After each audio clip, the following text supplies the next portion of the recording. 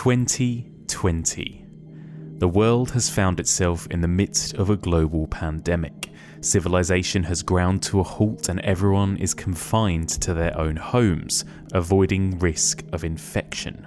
It seems as though horror of the body and of the mind has become more real than ever. And it was in this strange, tumultuous year that we saw the release of two masterful horror movies. Both movies were filmed and conceived before the pandemic, but both movies focused on the destruction of the mind and the body in a way that had never felt quite so prevalent. Bless Amanda's body and bless her mind, which is shrouded in darkness. Nothing worthwhile comes easily. Join me as we conclude our journey through the mind and body as we discuss Rose Glass's Saint Maud and Brandon Cronenberg's Possessor.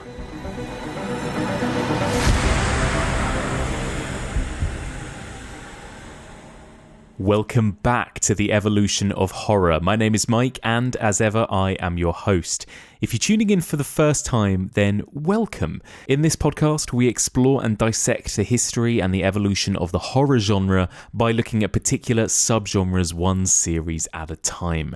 This week, we have reached the end of our journey through the mind and body in horror cinema. This is part 34. This week's episode is sponsored by $20 Patreon subscriber George Leake, and in this week's episode, as that intro suggested, we're going to be discussing two very recent mind and body horror films in spoilerific detail: Saint Maud and Possessor from 2020.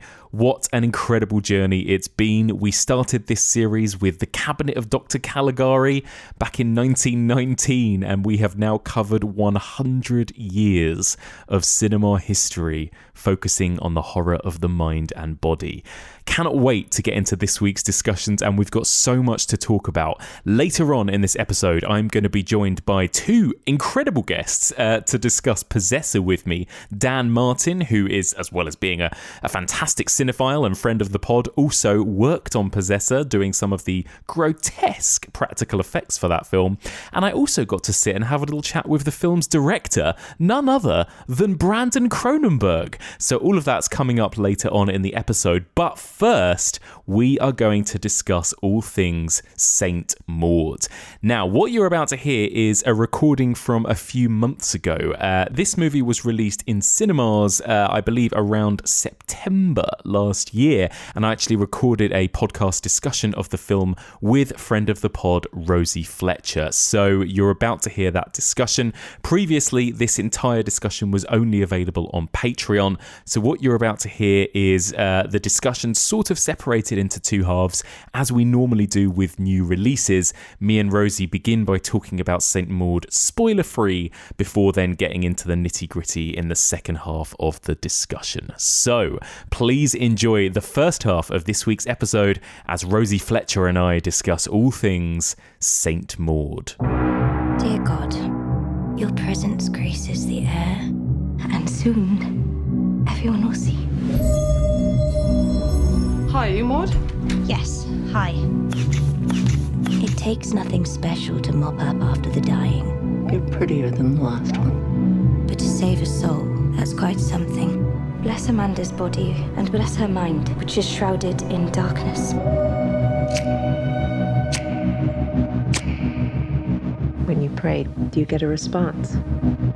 Oh, it's like he's physically in me. Rosie Fletcher, hello. Hello. Hello. This is weird, isn't it? Not being able to do this in person with, a glass of wine and, enjoy relaxing.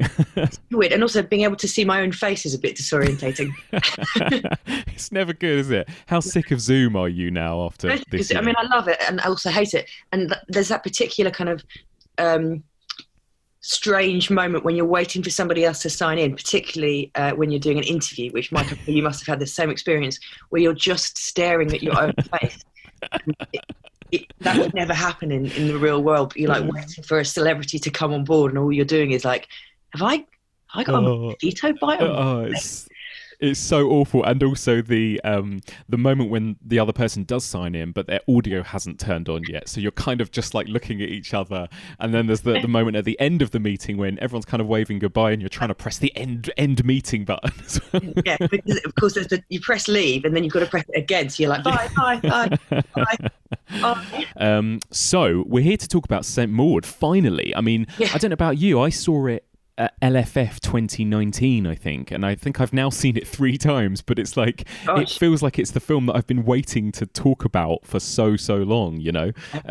What about you? When was the first time you saw it? Do you remember? Yeah, it was at the start of the year. It would have been like February.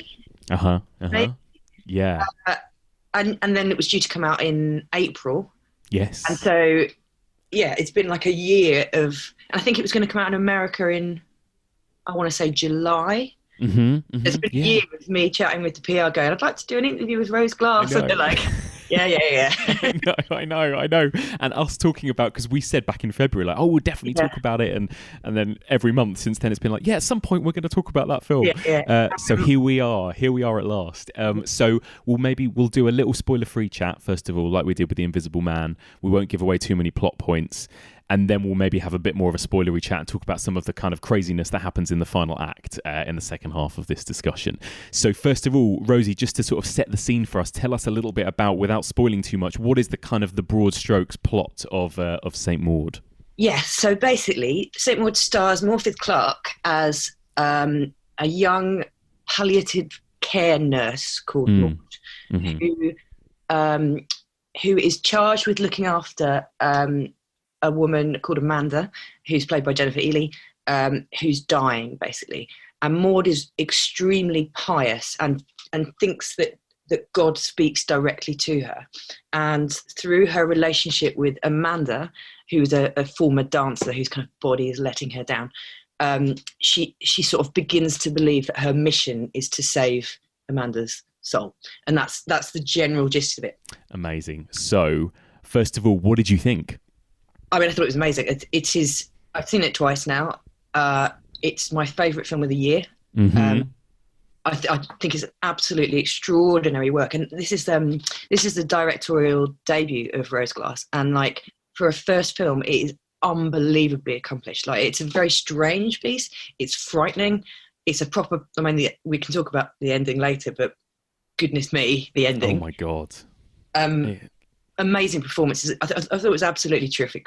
Honestly, just amazing. Yeah, it's stunning, isn't it? I feel the same way. Absolutely loved it. I loved it the first time I saw it. I've now seen it 3 times, and every time I think I've loved it more. Actually, it's really beautiful. What do you think of it, just from the very simple perspective as a horror film? Like, do you consider it a horror film? Do you consider it a kind of scary horror film in the way that, for example, The Invisible Man was when we talked about that? You know? Yeah. Well, so I do consider it a horror film, but obviously I'm a massive horror nerd, so I basically consider everything a horror film. Me everything too. I like is a horror film, and everything I don't like isn't a proper horror. Like, that's my bias. If it's good, it must be a horror film.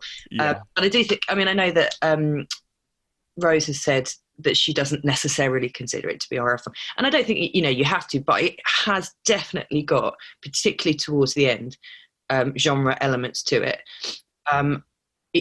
It's not scary like The Invisible Man because it's a different kind of thing, but it is very, I mean, you have to admit, it's very unsettling. And there are scenes in it that are very uncomfortable to watch. Yes. You'll know what I mean. But kind of, I guess, the sort of scariness of something like The Witch, I find, like where it's a kind of like bubbling sort of dread, I suppose. Or something like of it. Like Killing of a Sacred Deer, like in the sense that it's just got this like pervasive sense of dread to it. Like the settings, and I'm sure we'll go into this more later, but the setting is very important. I think it was shot in Scarborough, but it's all set in this like very faded glamour, rundown seaside town, which is quite sort of squalid. Yes. And then you have like Maud, who's like very buttoned up. And as I said, like thinks that she's communing with God, kind of navigating these kind of sort of corridors and back streets and all these kind of shady people that makes you feel incredibly kind of uneasy all the way through. I know, it is. It doesn't It doesn't make me want to go to Scarborough, I've got to say. No. It's got that classic kind of, in some ways, I mean, I didn't know that it was set there until I spoke to Rose, and but it kind of could be any sort of run-down British seaside town, couldn't it, in a way? That sort of look. Like, I grew up in a very similar looking town in Kent, and Where was that? in Folkestone. Oh, right, because I'm from Canterbury, and Of course. so I know Folkestone and Margate. I was thinking, Margate has that. Exactly. It's got that vibe, doesn't it? Really kind of eerie and washed out. What do you think of that, about just the way, I guess, the production design, that house, the backdrop, just the way this film looks? Oh, it's extraordinary. It's extraordinary, isn't it? So like Amanda's house, which is this beautiful old building above everything else. Yeah. And it's all about interiors, and it's sort of dark inside and sort of rich. Yes. Colourful, juxtaposed against like the outside, which is squalid, basically. Of the sort of flashing lights and sort of seedy people, and that pub scene. Oh God, yeah. And then of course Maud's apartment, which is this tiny sort of like a hovel, I suppose. But it's deliberately sparse, so that it's her kind of iconography. Like a bare bed, very, very basic kind of stuff, and all these things kind of. I mean, the production sounds incredible, isn't it? Because it tells you so much about the people. That's one of the things that I think is so accomplished about the film, that every part of it is joined up. I don't know whether this is making sense, but what I mean is that from the production design to the sound design, to the locations, it all tells you something about the people and what's going on, like intellectually and spiritually. Yeah, I totally agree with you. It's like all the elements work towards this, telling this story just as much as the sort of dialogue and action does, I suppose, don't they? Yeah. What do you make of Maud then as a character? Do you like her? Do you sort of sympathise with her? Do you feel sorry for her? Are you terrified of her? What do you think of her? Well, I think one of the things that I found fascinating about her is that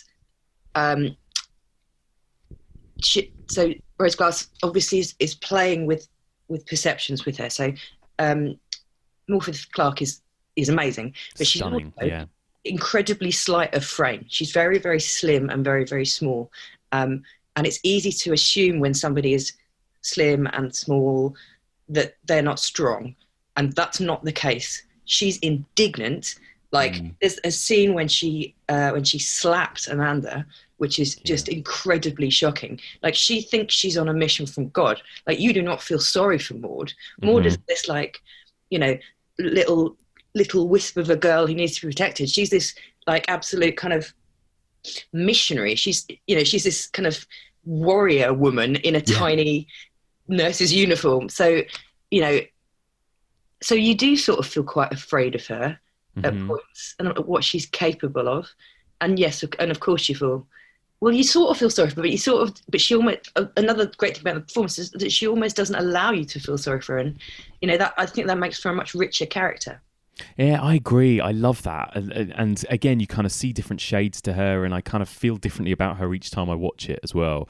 And that all of that kind of that piousness, that religious iconography, always works quite well for horror, doesn't it? I think for some reason, that kind of stuff. And I asked Rose Glass this, and you probably spoke to her about this too, and I'm sure she's probably been asked this a lot about kind of the religious stuff in this film. And she said, a lot of people have asked her, is this film kind of anti-religion, anti-Christianity, anti-Catholicism, because of the way Maud sort of interprets religion, I suppose. What did you think of kind of that whole side of it, the sort of spiritual side of it, I suppose, and the use of kind of religious iconography in the film and all of that? Yeah, I mean, I'd be quite interested to know what she said to you actually about that, because I think, I don't know, I thought it was very interesting, and it certainly didn't seem a positive thing, but because this is a mental health story to me, so I don't think it is necessarily coming down one way or another on religion, because it kind of isn't about religion. That's almost the conduit for her, that she thinks she speaks to God, and she has this personal, almost like sexual relationship with God, but that's not real, or certainly in my interpretation, that's not real. So her need to punish herself and like some of those things were so uncomfortable. That kind of level of piety and that kind of level of self-flagellation, what that felt like to me is that Maud is abandoning her body to be entirely spiritual. Like she sort of hates her body. And that sort of, we can talk about later, but that sort of links back to a thing that we understand has happened in her past. And so her complete rejection of her physicality in favour of her spiritual side is a sort of a side effect of some sort of mental health issues. In my mind, that's I completely agree with you. I guess first and foremost, it is just a psychological horror film, really, isn't it? More than anything else. We're so in Maud's perspective, aren't we? And in Maud's mind, in a way, I suppose, that kind of inner mind. Yeah, so we are. It's complete. So the whole film is from Maud's perspective, actually. And so that really manifests later, doesn't it? When she's sort of imagining things. Yeah. Let me quickly ask you about Jennifer Ehle as well then, as Amanda. And like those two have such a brilliant dynamic, don't they? And I was like, this is like, I don't really know Jennifer Ehle that well in that many things, but I remember her from like Pride and Prejudice in the 90s and stuff like that. And like seeing her in this role, I was like, this is amazing. What do you think of that character of Amanda and that sort of dynamic, I suppose, that Maud and Amanda have? Yeah, I mean, it's perfect, isn't it? Because you have Amanda, who's someone who is incredibly connected to her body. She was a dancer and she's like a very kind of sensual person, and her body is failing her, so she's in constant pain, and Maud has to help her like with this sort of physiotherapy and this sort of thing.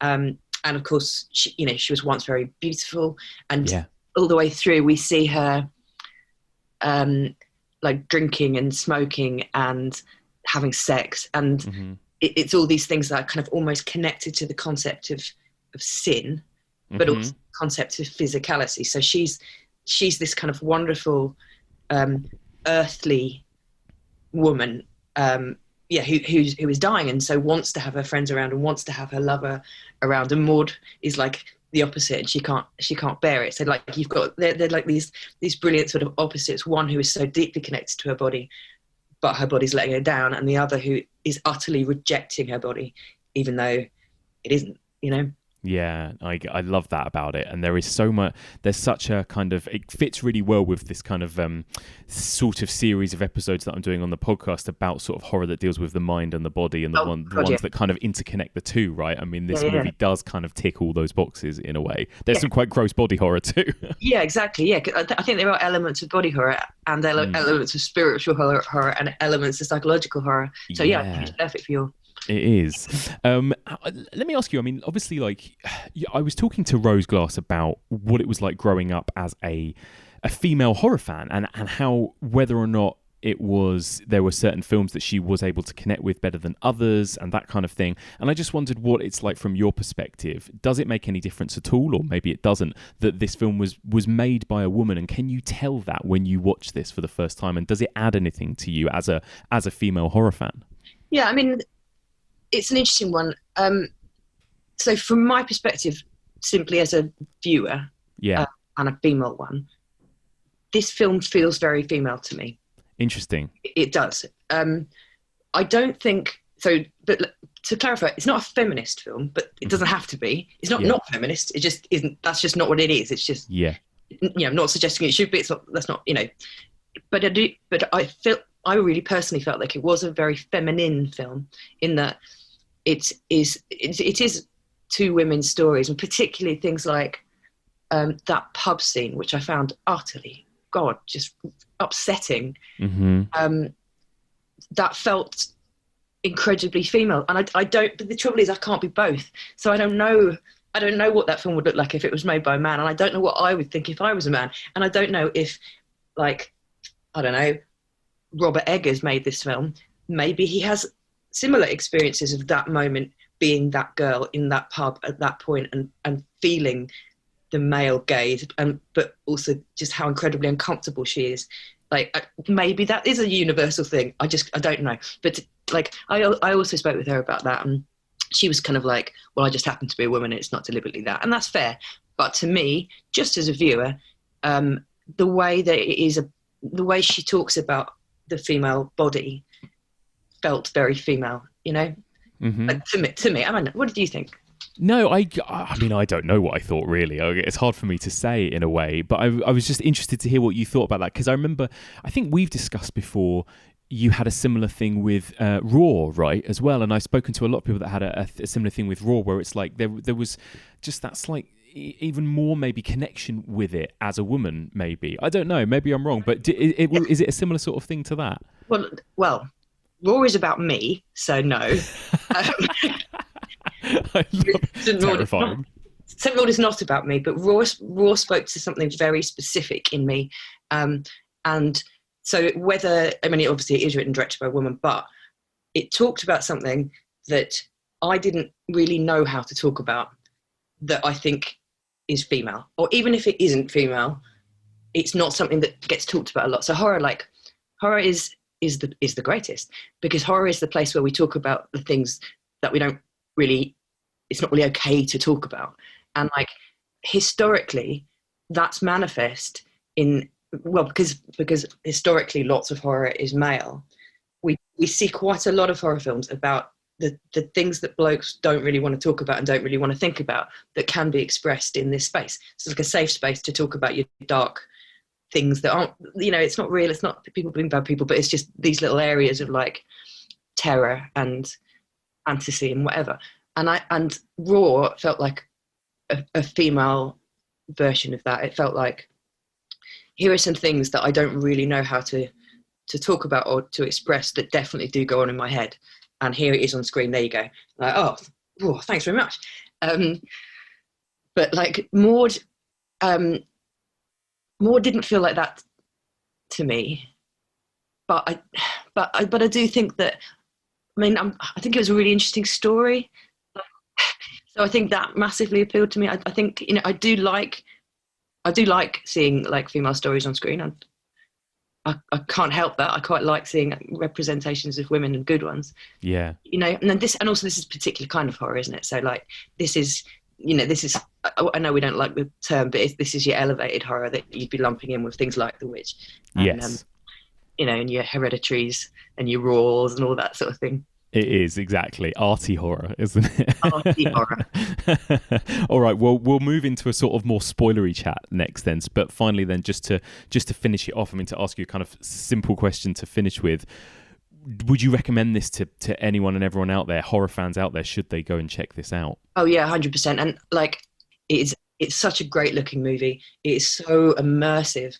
Like, this is absolutely terrific as a movie. It really is my favourite film of the year. It's just fantastic. Totally. And actually, let me just quickly ask you as well, because we didn't mention the sound design and the music in this film. I find it really powerful, actually. And actually watching it, I remember feeling that in the cinema, but also watching it at home with headphones on, I really noticed it as well. It's quite overwhelming, the sound design, isn't it? Yes, it is. Yeah, yeah. And it all adds to that sort of kind of unease and like sort of slightly oppressive feeling. Yes. The only thing it sort of reminded me of very slightly, although the film is not like this at all, but is the soundtrack to Snowtown. That has a similar thing where it's almost a little bit too much at points. You're like, ah. Yes, yeah, and it reminded me a little bit as well of the sort of sound design of something like Kill List, Ben Wheatley's Kill List, or something like that as well. Just kind of like droney sort of noises sometimes as well. Yeah, horrible. So amazing. Well, let me just finish by asking you a few more plot-specific points then.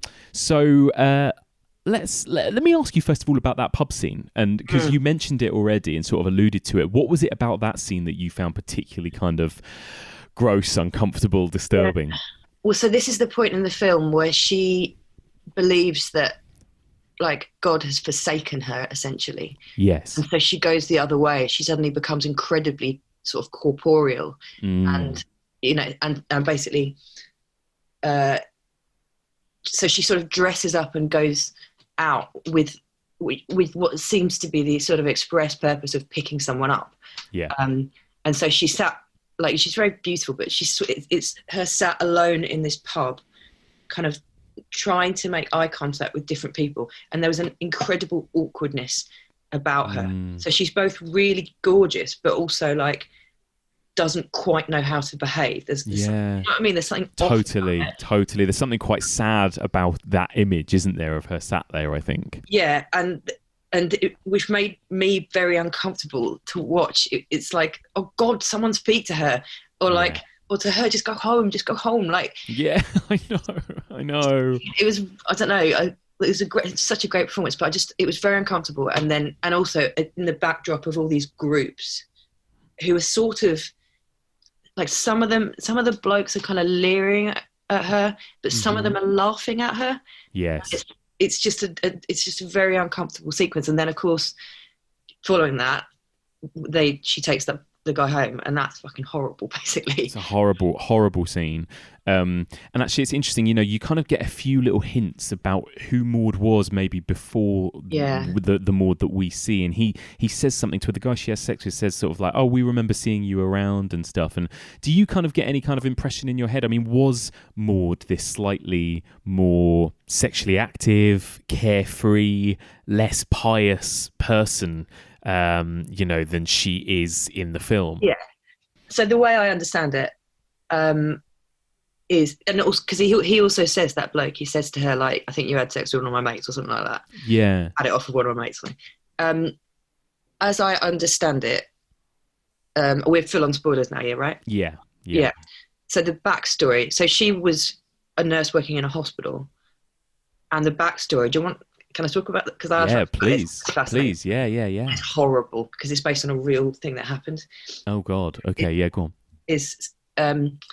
So the person, so a patient who'd had like lung surgery, and so who'd been opened up and sewn up again, had a heart attack, and she's giving him CPR, and her hands go into the chest cavity, and the person dies, and it's obviously like incredibly harrowing. It really is. So that's kind of the backstory to what happened to Katie, which is what Maud was called, to sort of turn her into Maud. So yes, I think that, yes, I get the sense that she was more normal, basically. Yeah, more normal, exactly. Yeah, average girl, and and the way I can't remember the character's name, even if she has one, but we meet one of her former colleagues, who's nice and who's sort of friendly with her, and you get a little bit of a glimpse of who she once was. Similarly, the clothes she wears when she goes out are sort of quite sexy. She looks nice. Yeah, and she obviously still has those clothes. She just chooses not to dress that way because she's basically completely rejected anything to do with the body, having gone through this incredibly traumatic experience. It's really sad, that, isn't it, when you come across the friends in the film as well, because again you feel like they are genuinely quite nice, that some of the people that she comes across, who come to visit her and stuff, and she does need help, and you do want her to get help, and she kind of keeps dismissing it, doesn't she? Like the people that try to sort of approach her or help her in some way, Yeah, you're absolutely right. It's particularly heartbreaking that she's like, because also in that scene, I only realised it the second time round, she's already got what's the liquid? It's like like petrol or something, right? Yeah, is it? Yeah, essentially. Acetate, is it? Yeah, something like that. We already see it, and so she's already decided, or is in the process of deciding what she's going to do, which is just really tragic. So this woman has come to her house to try and help her, and but it's too late. She's like shooing her away, because obviously there's the pub night, she calls her. Yes. And that's the point at which she's like not rejecting her body and kind of trying to be normal. Yeah. And it's like, well, if she'd been free, I know. And, however many days later when she goes to the flat and we see that she's already got the bottle of acetate, it's like, well, that's right, because we see her kind of fill up a water bottle, don't we, in the sink or something, and she is essentially filling it up there, isn't she, with this petrol lighter fluid, whatever it is. Yeah, I didn't get what that was the first time I watched it, and then the second time I'm like, oh, right. Yeah, so it's this sort of awful impending tragedy, and this girl trying to help her, but her just rejecting her and choosing the other direction. This is really sad. It's really sad. Really sad. What did you think of the scene that really made me wince is when she puts the pins in her shoes? I knew you were going to say that. It's unbearable, isn't it? It's not okay, is it, that moment? Not okay. Oh, God. And that sort of hobbling walk down the seafront. Yeah. Oh, you feel every bit of it. It's so good though, isn't it? It's that kind of like low key. Well, I suppose it's not really that low key. I mean, she's sticking pins in herself, but it feels like quite a kind of low key terror like that going on in the second half of this film, while she's just sort of casually walking around doing stuff like that to herself. You know, it's really grim. Yeah, and you're absolutely right. Like in terms of like horror stakes, having some drawing pins in your shoes is small potatoes. Yeah. When you're looking at something like Martyrs, where somebody gets skinned and rolled in salt or whatever. Yes, exactly. But it is every bit as excruciating, because that's the other thing about the film. It stylistically, it's kind of leans into social realism to a point. Yes. So it doesn't, with elements of not supernatural as such, but with this sort of fantasy or something, isn't it, in a way? Yeah. Yeah, that's right. As opposed to something like, I don't know, I can't think of a good example, but because it kind of leans into those sorts of tropes, I suppose, it feels very real. It all feels very plausible, and even it uses all the way through constant juxtaposition. Yes. Reality in this squalor, and her heavenly hallucinations, I suppose. Yeah. So the pins in the shoes, it's like it's worse than Martyrs, because you can feel it and it feels real. Absolutely. It's that small kind of human relatable pain that you know what that feels like too, to get like one pin in your foot accidentally, and then so it's very, very real. Yeah, I tried a pair of scissors once, and that wasn't good. Oh my god. Yeah, that's it was my own fault though. I should have tidied my bedroom. Anyway, it's a lesson well learned. Tidy your bedrooms. And I love that. Like you mentioned, that kind of strange mix of sort of kitchen sink realism with this kind of fantasy all the way throughout. Like a great example of that is like really early on, she's making tomato soup. Do you remember this bit? And but it's bubbling, and it looks like the pits of hell. Like, it's a beautiful moment. It's just a woman making some soup. That's all that's happening. But it's like, God, something up with that soup. Totally. Or it's like a sort of bubbling cauldron or something almost as well, isn't it? Yeah, it's wonderful. And of course, the most extreme version of this might be towards the end, where we get that final scene between Amanda and Maud, right? And Amanda suddenly becomes possessed or demonic or something in some way. For me, kind of the only sort of major jump scare, I think, in the film as well. I've seen it 3 times now, and every time it made me jump out of my skin, because every time I almost forgot it was coming. That moment when she becomes this kind of much more kind of exorcist Reagan-y type of character, right? What did you think of that whole scene? Yeah, I mean, again, I loved it, and that's the point at which it's like, guys, this is horror. This is proper horror. Yes. And because you are seeing things from Maud's point of view, it's like, that is what she's seeing, and that is what she believes, and this is now completely real, which helps us, I think, to buy into the ending. Yes. Well, not the very ending, but yes, the very ending too.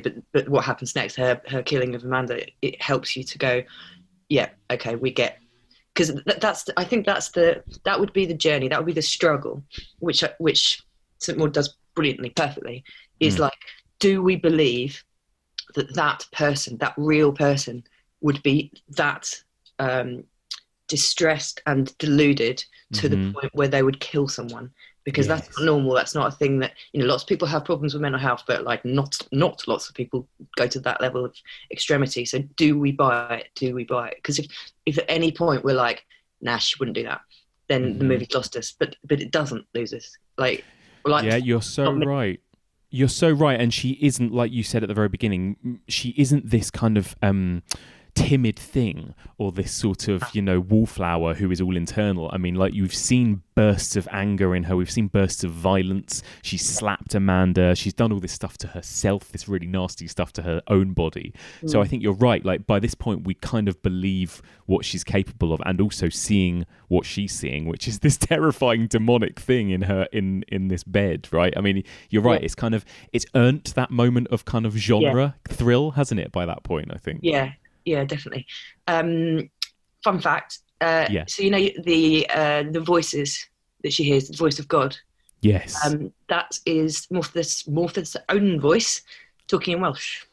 No way. It's brilliant, isn't it? Because it's creepy, and it's a little bit uncanny. But it's also her own voice, and so it's like, so she really, it's all just so connected. But she is, genuinely like listening to voices in her head. It's her own voice in her head. It's just like another little bit of a little bit of perfectness.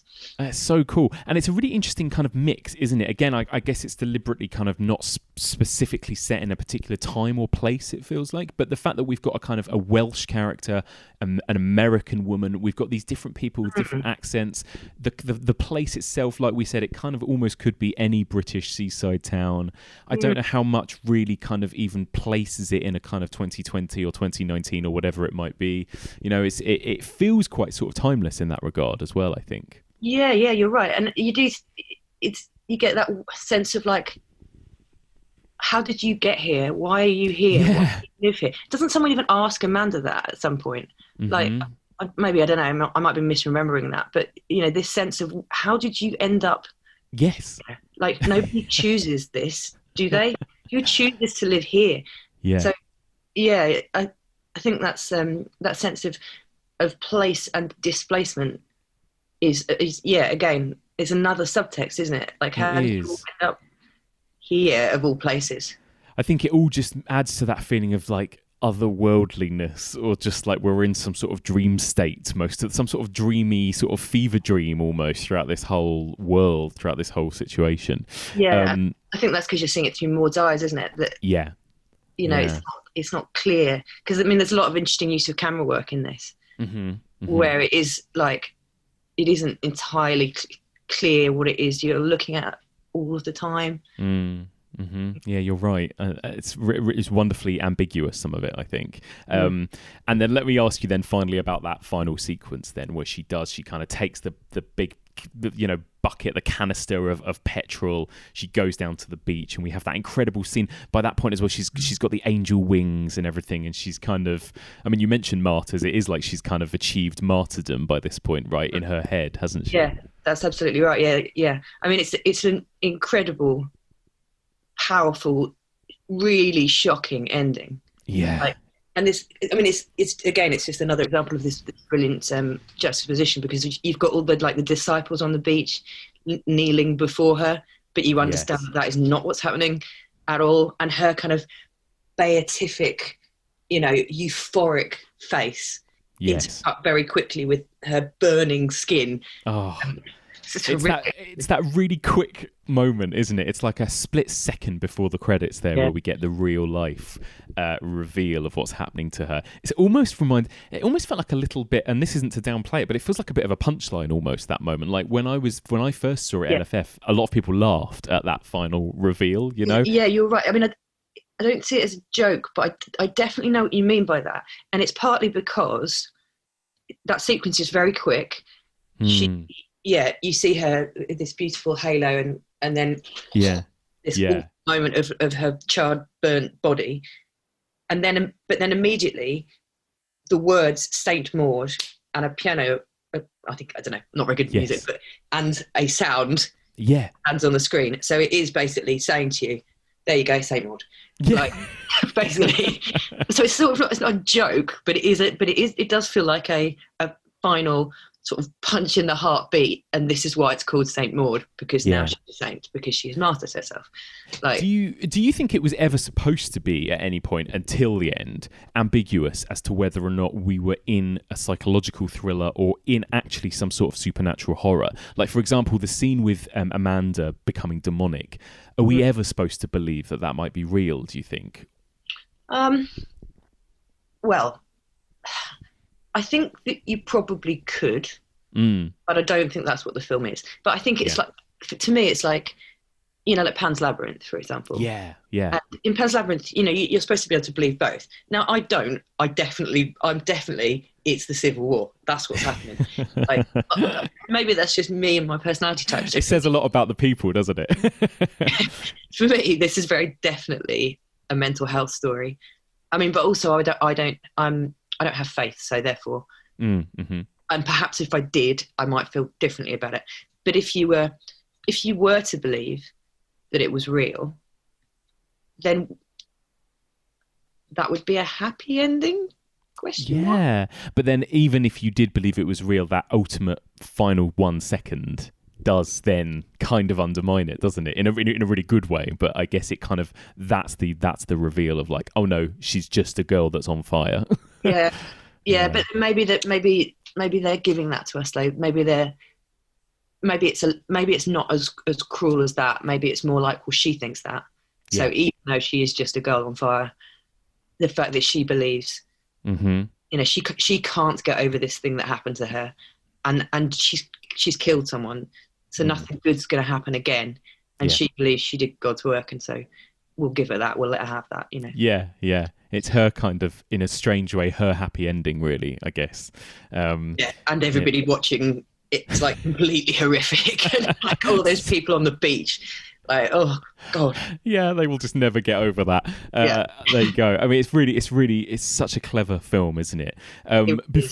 Is there anything we've missed? Is there anything you want to mention? Any particular highlights or moments that you want to discuss before we wrap up? Because I mean, actually, it's quite, in some ways, even though it's so meaty, it's actually quite a simple little film, isn't it? And it's quite short, in a lovely kind of snappy 90-minute running time, and it tells its story, in a really kind of economic way, which I love. I mean, I totally agree. Yeah, it is. I mean, it is quite simple, but I think the power of it is making it completely. I mean, actually, a lot of the best stories are really quite simple. Oh, totally. Yeah. Just bringing every element of the film, making it all together to make it like that's the thing. It is quite simple, but it's a richer story than it looks like. Because, for example, the questions you're asking, like, how did they get there? And there are clues in there of how she might have ended up there. And like, she lost her job at the hospital because of this thing, which you're only really given little glimpses of. Yeah. So you have to sort of see it, but you have to watch it. Well, I couldn't quite work it out the first time around. So it comes in like in the middle of a story. That's really, I think that's what it is. That it's like this is a little bit of this person's life, or the end of this person's life, these two people's lives, but we still can see little glimpses of what those people's lives were before, including Amanda, because obviously we see some of those videos of her when she's dancing and posters of things that she's been in, and we get a sense of who she was and what she was, and how she was quite famous and quite powerful, and like, and this kind of collision of these two women, both struggling with sort of mind and body, that culminates in the end of both of their lives, basically. Yeah, perfect. Yeah, exactly. So there you go. Do you think that Rose Glass, I mean, do you have any idea if she's got anything else coming up in the pipeline? Or I wonder if Rose Glass is going to stay within the horror genre, or what she's going to do next. Well, I gather that she is. I gather that she's writing, and it will be horror or horror adjacent, I think. I mean, I don't know specifically what she's going to do, but I would say whatever it is, I'm massively excited for. Like, to me, this film, like, even though it's her first feature, she's made a load of shorts before, but puts her completely in the same box as Ari Aster, Robert Eggers, Julia Ducournau, Jennifer Kent. She's part of that. Like, now you're part of that lot who now have to watch everything that you do. So, and she's I know, and so cool as well. Such a cool person. So nice. She's cool, isn't she? Yeah. You got to have that really interesting chat with her about sort of lockdown horror as well, didn't you? At Fright Fest this year, which is really interesting, and I do think that's going to be really fascinating to see, isn't it, as to how this year affects sort of filmmakers and the horror filmmakers and the stories they're going to tell, right? I mean, I'm intrigued to see what's going to happen. I think that's a very interesting thing to look out for, because so I've spoken to a few people about this, and partly on that panel, and what the sense I get is that I don't think people will want to be writing about a pandemic, because I don't think people are very interested in writing about something that is actually horrible and real. And but you've got Host, which is about lockdown, but you might, somebody said that on the panel, I think, but you might find that people are writing about fear of other people because we're so weirdly isolated, and that it's other people who pose a risk to us, and like how that will affect people. Or it might just be that like the stories people want to tell are not massively affected, but it might be that we find a lot of breakouts, a lot of people who've had a chance to write who might not have had a chance to in their ordinary life, or people making very low budget things. Because I mean, that's the thing, like Host being a very interesting point, like, which was obviously this massive explosive breakout, but kind of doesn't exist without the situation that we're in. And given the whole Picture House Cineworld thing, people are going to have to start thinking about what they're making and what medium they're making it for, and how they're making it sort of financially viable, you know? Yeah, I agree.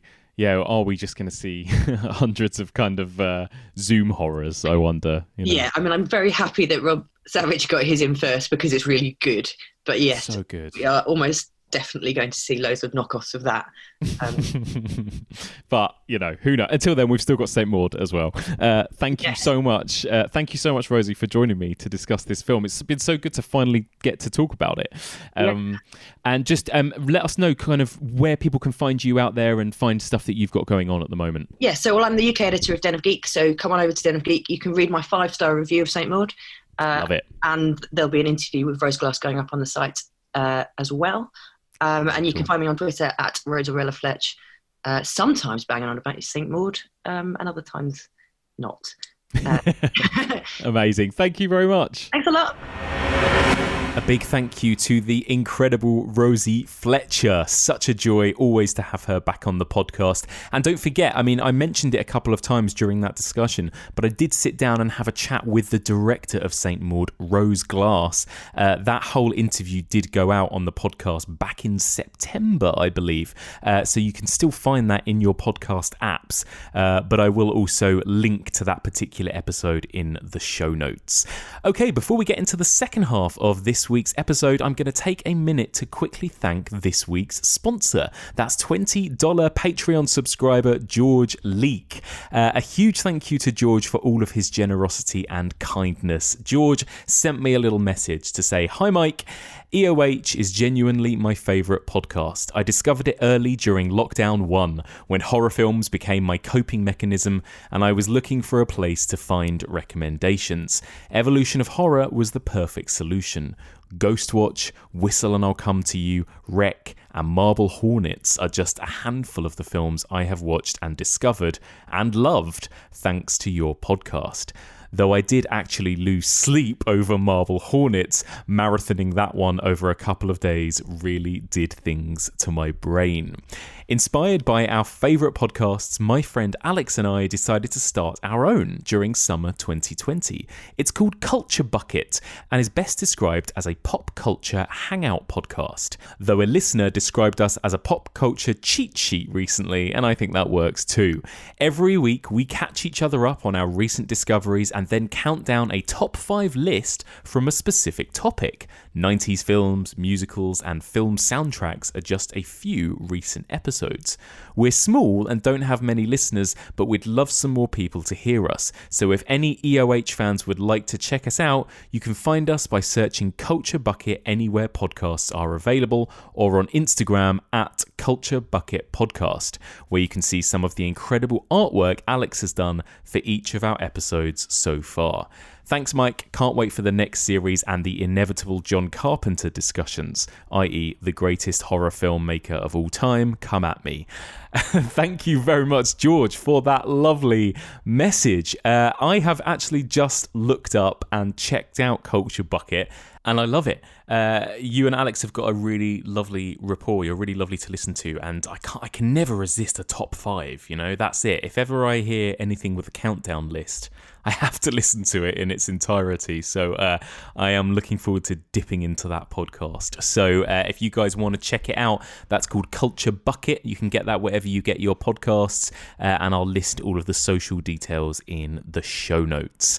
One more time, a huge thank you to this week's sponsor, $20 Patreon subscriber, George Leek. And if you want to become an official EOH sponsor, so you can plug your own podcast or blog or whatever you like on on EOH, then just sign up to our Patreon at a $20 level. For $20 per month, you will get access to every single bit of bonus content available. So you'll get a brand new episode every single week. You'll get to listen to our Hitchcock miniseries, our Saw miniseries, our new release reviews, festival coverage, and everything else we do over there, as well as getting your own little segment on an episode. Head on over to patreon.com/evolution of horror. That's patreon.com/evolution of horror.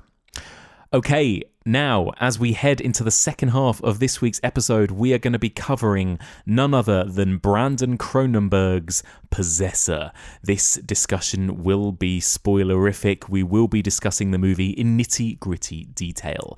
Very shortly, I'm going to be joined by none other than Dan Martin to discuss the movie with me. But first of all, here is my conversation with director of Possessor and son of, pretty much the most important filmmaker of this subgenre, the one and only Brandon Cronenberg. Hello, Brandon. Hello, how are you doing? I'm all right, thanks. How are you? Oh, not so bad myself. Yeah. How's 2020 been for you so far? Well, totally normal. I know, right? Nothing at all going on. No, nothing's happening. I probably speak for a lot of horror fans when I say I was such a huge fan of Antiviral, and that was 2012, so many years ago. How come it's taken this long? It's been an 8-year gap before your next feature.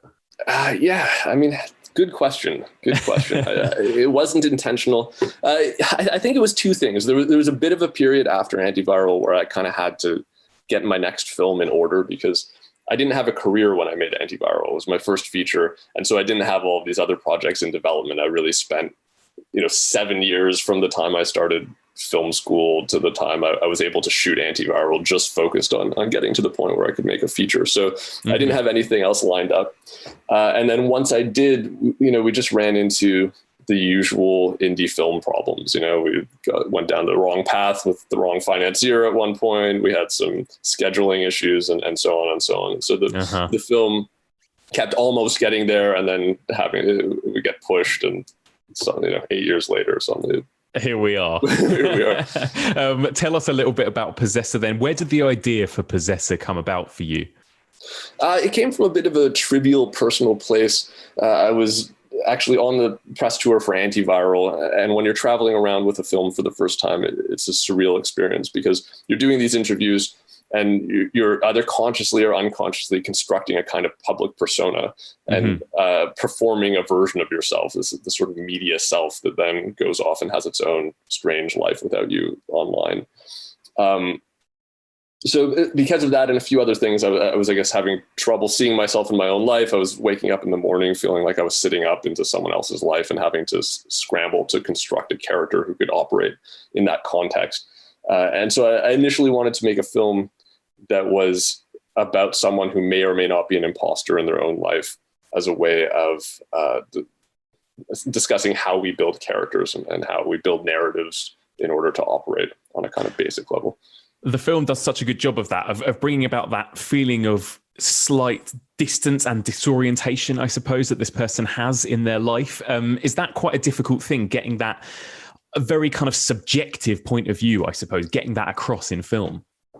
Is it difficult? I mean, I don't think practically difficult, but you have to think about the film from that subjective place. I think you have to be careful. You can't just cut to somebody else and something else that's happening as a way to illustrate what else is going on in the world. You have to keep it subjective. I think the shooting, you have to pay attention to the visual perspective of the character and also the kind of tactile perspective. I mean, there are senses that you can't directly communicate in film, but you can communicate just through shooting, through close-up shots of fingers or the sort of flashes of tactile experience. All of that goes into it. And I actually really like that kind of mode of operating, that subjective character mode.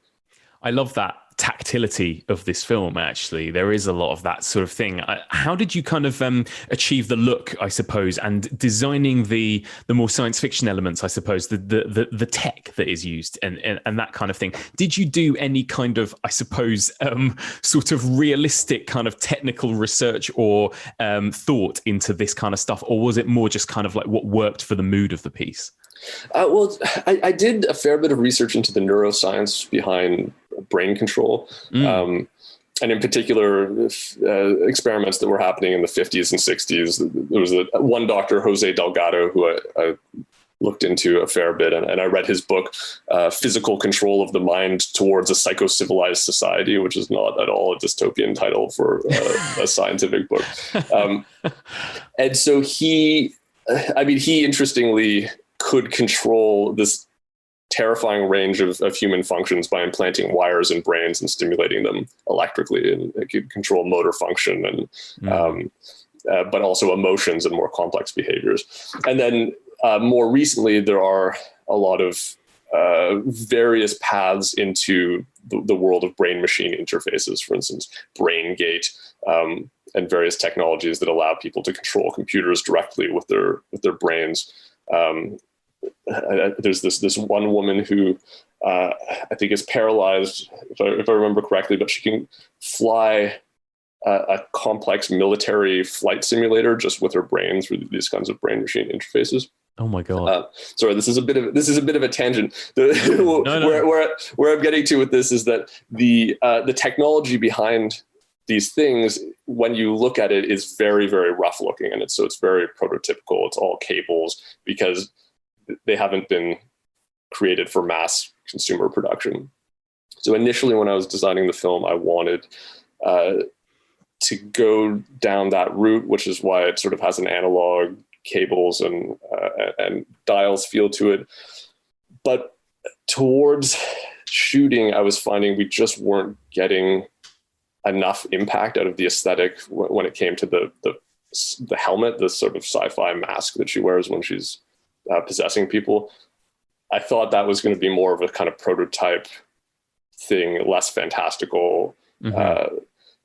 But it just seemed like it was such an important image to the film. Like it had to have this sort of aesthetic impact, and it wasn't getting there. So one night, kind of late in prep, I just started madly drawing and drew up an image that eventually became that mask, which of course has more of a kind of surreal, arty sci-fi aesthetic to it, and doesn't look like that kind of rough prototype stuff. But I think it just needed that to carry the visuals of the film. It's great. Did you draw on any filmic or cinematic inspirations when sort of coming up with the look and the tone and the feel of this film? I'm sure I did, but I wasn't referencing anybody directly. I mean, the way I like to work is I watch a lot of movies during development, and with some of my close collaborators like Kareem Hussein, my cinematographer, Rob Cotterill, who's one of my creative producers and AD. And we'll just watch a lot of stuff that seems even slightly relevant to it narratively or aesthetically or what have you. And I kind of just mash that up into a loaf and leave it somewhere in the back of my brain and kind of gnaw on it throughout development. I love it. So it becomes hard to untangle the specific influences. Yeah, the first time I saw this at a press and industry screening, I think it was in Berlin right at the beginning of the year, and within the first 10 minutes, somebody stood up and left, and I think they were shocked at the level of gore and violence straight away. What's your response to that? How do you feel about that? I mean, people, again, kind of reacting in such visceral ways, I suppose, to some of the graphic stuff that happens in this film. I think it just is inevitable if you're trying to push into places that make people uncomfortable. I mean, I have it on good authority that at some drive-ins, a bunch of cars quickly peel out as soon as you see Chris Abbott's penis, and some people just don't like penises. I mean, you can. That's brilliant. Of all the things, that's so funny. I love it. Yeah, and it's true. I mean, I always take that as a horror fan. I'm like, oh, that means I have to see this film. If I hear about people walking out for any reason or another, I'm like, I need to see this. So do you think? I mean, actually, we have one of the contributors on this podcast, Dan Martin, actually worked on the film doing some of the practical effects for you. And again, there are some astonishing just effects, I suppose, and kind of achieving some of that gore and body horror. Is it important for you to rely on practical effects when it comes to that kind of thing? Yeah, absolutely. And of course, knowing Dan, I'm sure you realize how much you can rely on practical effects if you have someone like that working for you. I mean, Dan is an absolute mad genius, and his fake heads are completely exquisite. So there was a lot that we were able to do, first of all, practically, having Dan involved. I mean, I've had people ask me how we did the knife in the neck. Mm-hmm. The implication being that there was some sort of incredible trickery or CGI involved. And the answer is just Dan's very good at his job. And there was, all of that stuff is straightforward practical effects.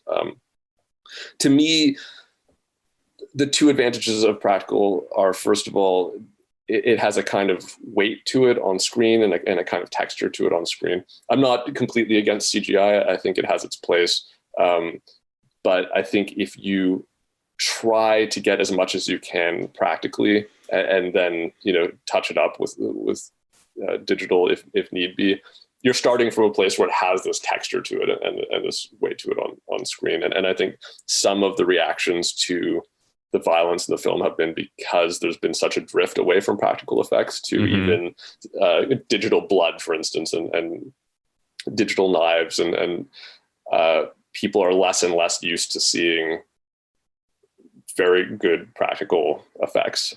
Maybe not so much in our world, like if you're sort of in the genre world, that's still there, but for big action films, for instance, they're going much further into the digital effects realm. And then the other thing is just that there's a kind of process involved with practical effects. This is less the case for me personally with the makeup effects, because I'm not with Dan working on them, but certainly with the camera effects, I'm working with Kareem quite a lot. And we go through a very long process of experimentation, finding ways to deform the image and create these camera tricks. And when you go through that process and you're hands-on with the gels and the lights and video feedback, and you're just spending hours in a room experimenting with ideas, there are these happy accidents you uncover that take you down different paths and sort of become the aesthetic of a particular scene. It's a really extraordinary performance from Chris Abbott as well. And tell me a little bit about working with Chris and getting that sort of, I guess, quite multi-layered performance, right? Because you've got this guy who is being controlled by a woman, and just wondering sort of how much was that performance kind of worked on? Did you at all collaborate with Andrea Riseborough to get that sort of performance that Chris Abbott, puts across, etc.? Well, I mean, Chris and also Andrea made my job very easy, and they made me look very good because they're both fantastic actors. There was a bit of a discussion early on because I wasn't sure whether they wanted to engage in a kind of more rigid formal process. I thought, okay, there was a bit of a rabbit hole we could go down in terms of trying to figure out, does one of them take the lead? Is one of them mimicking the other one? Do they want to be on set for each other's scenes? Was there some kind of very rigid process that we could engage in? Ultimately, it was pretty organic. I had my ideas initially about how those performances would overlap and what we could see in each of the different versions of the character. They had their own ideas, and we discussed a lot beforehand. I understand that they did check in with each other a fair bit on their own, sort of behind the scenes, to sort of see, to discuss how Voss would behave in a particular scene to make sure that they were on the same page. And then I was working with them also just in a scene by scene way individually. So it was very organic and easy and collaborative, actually. So, I mean, a term that often gets used so much that it's basically in the vernacular, especially for horror and genre fans, is the term Cronenbergian, of course. How would you define, everyone has their own definition of it. How would you define Cronenbergian? I have absolutely no idea. The thing is, I have no perspective on that. Yeah. And so I leave it to other people to figure out, and they can tell me what that means. Do you think, how is it for you? I mean, how much of a blessing or a curse is it when, you have a new film by Brandon Cronenberg? People are inevitably, I'm sure, when they review or when they talk about your film, they must in some way compare it to your dad's movies, right? How is that for you? Can that be frustrating, or do you sort of like that comparison always, that comparison naturally happens? It depends on the person. I mean, some people say that favorably. Some people are dismissive and just sort of reflexively hate me.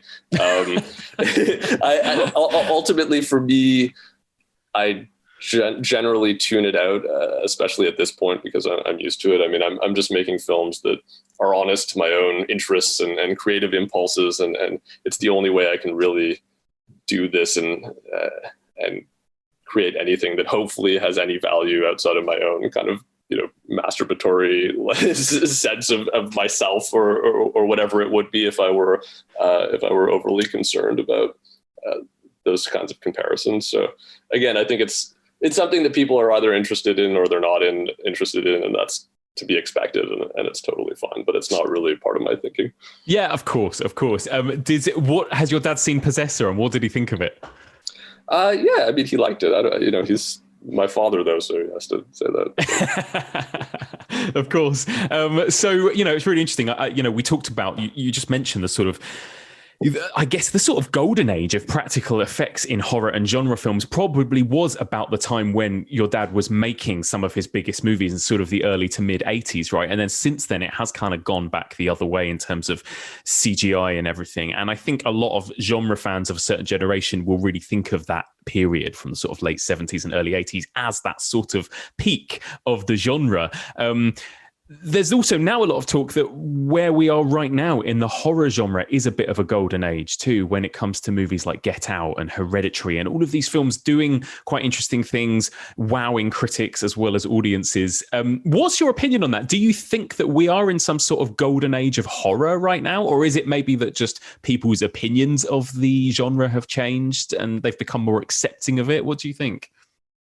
I'm honestly not sure. I don't know. I mean, horror didn't go away. Yeah. Really. Maybe part of what's going on is that a lot of horror fans who grew up loving that stuff from the 70s and the 80s are now making movies or they're also distributing movies. I mean, there's an incredible amount of stuff that's coming out, remastered, fetishistically presented by people who absolutely love these films. But the people I encounter, even in sort of film production, who are producing these horror films, are horror fans, and they're very smart and they're very literate about the genre. So it could be have something to do with that. I mean, there's still very, very mainstream horror going out, and it's interesting speaking to genre fans right now. They may say, this is a golden age because of these movies. Speaking to people who aren't really genre fans, a lot of those movies almost don't land for them as horror because they have a sort of narrow conception of what the genre is, and it's totally rooted in the Conjuring universe and those kinds of really mainstream horror films that are sort of jump scare based and which are fine. I'm not saying there's anything wrong with liking those films, but obviously if you're interested in the genre, it's much broader than that and much more intelligent and interesting than just that kind of filmmaking. So I don't know if that's an answer, but yeah, no, it is. It's a really interesting, and I find it a really fascinating thing, and where Possessor lies on that spectrum too. I mean, obviously there is science fiction here, but do you see Possessor as a horror film? Is it body horror? Where do you kind of see Possessor fitting? Yeah, it's absolutely a horror film, and not just because of the graphic elements to it, but also I think its emotional preoccupations, the sort of anxiety of identity and the tones of dread and those things that are sort of parts of the emotional spectrum that are generally explored by horror. Yeah, it's a really interesting thing, I think, because a lot of the best body horror, I think, also tackles the mind, right? I mean, that's very much part of the body. And I think there is something very interesting on an emotional and psychological level going on in Possessor, you know, and again, was that a very sort of, were you very aware of that, of kind of covering all elements, I suppose, of the human experience, not just the body stuff? For sure. I mean, and as you say, I think they're all very entangled, and that's one of the reasons that I kind of, it's not really a body swap film, but the idea of jumping into another body really is a good way to explore our own identity, because I think with horror and with science fiction, they're both genres that are very good at talking about who we are now in reality here as people by taking those experiences and just skewing them slightly. So we're examining them from a kind of outsider perspective. And because our bodies are so much our identity, you know, or so much the root of who we are, and the experience of our bodies and our relationship with our bodies is so important to who we are. If you have someone jumping into a body and experiencing it for the first time, it's another way of talking about, I guess, just how we relate to ourselves. Before we wrap up, let me just ask you a couple of quick, I mean, we're a horror podcast, so I always love to ask a little bit about your own horror tastes. When were you sort of introduced into horror? I mean, for you personally, I mean, were you kind of introduced to your dad's movies at a very young age? You know, do you remember sort of your first or earliest experiences in the horror genre? You know, I didn't really watch my father's films from a young age. I mean, they I guess weren't age appropriate, but also no. I didn't. I mean, there was no sort of point where I just sort of watched them. It was what was going on around me, and I kind of gradually saw them over a very long period of time. I'm not even sure if I've seen all of them. No, oh my God. What's your favorite? Do you have a favorite David Cronenberg film? Again, I have no perspective on what it is. You must have a personal favorite, though. No, I mean, not really. I mean, you know, the only one that I watched as a kid was what I think, looking back on it, was probably a TV edit of Fast Company, because I don't remember the nudity in it, and it was on a Betamax tape in a drawer somewhere. So I think that was sort of the closest thing to a film I could watch as a kid. Very cool. Final question for you, which I ask all of my guests. What's your favorite horror film? Can't answer it. I have no. I don't have a favorite anything. I'm sorry. I'm terrible at those questions. No worries. It was worth a try. Brandon Cronenberg, thank you so much for joining me. Thank you so much. Much appreciated. A big thank you to the wonderful Brandon Cronenberg. Okay, now it's time to get into discussing Possessor in nitty-gritty detail. I sat down with friend of the pod, co-host of the Arrow video podcast, and practical effects extraordinaire, Dan Martin, to discuss Possessor, what he thinks of the movie, and what it was like working on the movie and working with Brandon Cronenberg. So, one more time, a big fat spoiler warning for Possessor. Here is my discussion with the brilliant Dan Martin. Okay, welcome back to the podcast, Dan Martin. Hello, Dan. Hello, how are you doing? I'm all right, thank you. How are you? I'm doing well, thank you. I'm doing well. Yeah? It's, you know, weird times, but I'm surviving. I'm good, thank you. Awesome, very cool. Well, I feel like I've been waiting to talk to you about this movie for like a year. I mean, I remember I saw it in Berlin, which was like in the before time, right? Yeah. That was like last February, I believe. And I remember like instantly coming out of the screening and kind of texting you about it, being like, oh my God. So it's so good to finally be able to chat about it with you. Let me just ask you, and obviously, like, you know, I've done this before with you where I'm going to ask you about this movie as Dan, the movie fan and podcaster, as well as Dan, the practical effects artist that actually worked on this film, right, as well. So you'll be wearing both your hats, of course, for this discussion. But let me ask you, before we get into this film, you know, this series we've been talking a lot about the subgenre of body horror. Yeah. What's your own sort of personal relationship with body horror? Are you a fan of the subgenre as a whole? Yeah, absolutely. I mean, I think that, you know, horror is the place where you see practical effects, but growing up, body horror was the place where you knew you'd see a lot of practical effects. So like when a young horror enthusiast is searching out stuff that has a lot of effects, it's, you know, it's the safe space. It's where you know you're going to get to see like foam bodies being pulled apart or changing shape or whatever. So yeah, I took in a lot A lot of body horror. What's your... I mean, seeing as we're talking about a Cronenberg this week, I feel like I should ask you a bit about David Cronenberg as well. I mean, how did you feel about his movies sort of growing up, and do you have a particular favourite David Cronenberg movie? Yeah, I mean, I think, to be honest, nowadays my favourite's probably The Fly. And I think that looking back, that's possibly the first one I remember seeing. My favourite has sort of shifted about over the years, depending on my sensibility. But The Fly is just such an expertly put together movie. I think the thing is, as much as I love body horror, and I love body horror, The Fly is enjoyed on so many levels because it's structurally, it's absolutely fantastic. Performance-wise, it's absolutely fantastic. Allegorically, it's absolutely fantastic.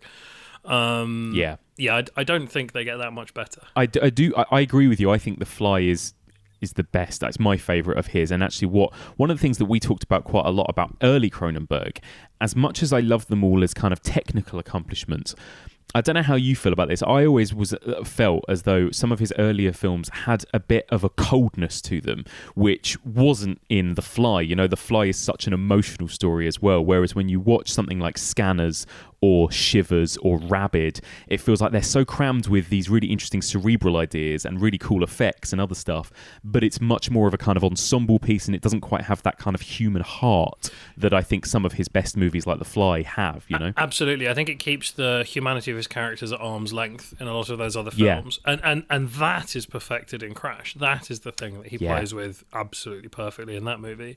But it's really interesting if you think about his narrative interests and his stylistic interests as like a sort of a tapestry. There's always one thread that's going to be closest to you, no matter how they weave. And you can, you know, this is a massive overstatement that I've literally just thought of, so it's probably wrong. But I think with each film you can kind of see which one of those is playing at the front. Yeah, agreed. And I think it's all of that is quite interesting stuff to sort of have in my head in context when then talking about Brandon Cronenberg, I think, because there are some really interesting differences and similarities, I think. And I know he must get, I mean, I actually asked him myself about this. I said, how much of is it a blessing / a curse in a way to be the son of the kind of godfather of body horror, right? And you know, that comparison, he must get asked that so much. And of course he said he did. And what I found really interesting was that he, you know, of course, he seemed quite reluctant to really talk about that, which is fair enough. But also he was kind of very sort of, no, I don't really have a favourite of my dad's films. No, I don't even know if I've... And he at one point he was like, I don't even know if I've seen them all, to be honest. Like he was very much trying to like distance himself from that. And I totally get that, of course. But also he must know that comparison is so easily drawn, right? I mean, he's got the name Cronenberg and he's making body horrors. That's the thing. Yeah, I mean, I think the thing is that, I mean, there are certainly, I mean, it's undeniable that both Possessor and Antiviral contain body horror elements. But I think that it's interesting because they are slightly divorced from the raw center of body horror, because one of them is medical body horror and disease body horror, which I think is a fringe aspect of the subgenre. And then the other one is what you're seeing is representative rather than physical things that the people are going through. Like the ultraviolence that happens in Possessor, I would say is no more Cronenbergian than any other violent sequence. Like Brandon directs well, Kareem photographs well. They put together these very nice and slick sequences, but I don't think that there's anything innately Cronenbergian about someone taking a poker to the eye or someone getting shot. In fact, you know, and this is more speaking for myself than for Brandon, there were references at play in Possessor that were not Cronenbergian at all, but were connected to more extreme horror than body horror, like specifically. That's really interesting, and you're absolutely right. You know, you don't necessarily expect to see that level of ultra-violence, quote unquote, in a classic David Cronenberg film, do you? It's a different kind of body horror. Yeah. So that's really interesting. Well, let's begin then our discussion of Possessor. You have a very special nature. One we've worked hard together to unlock.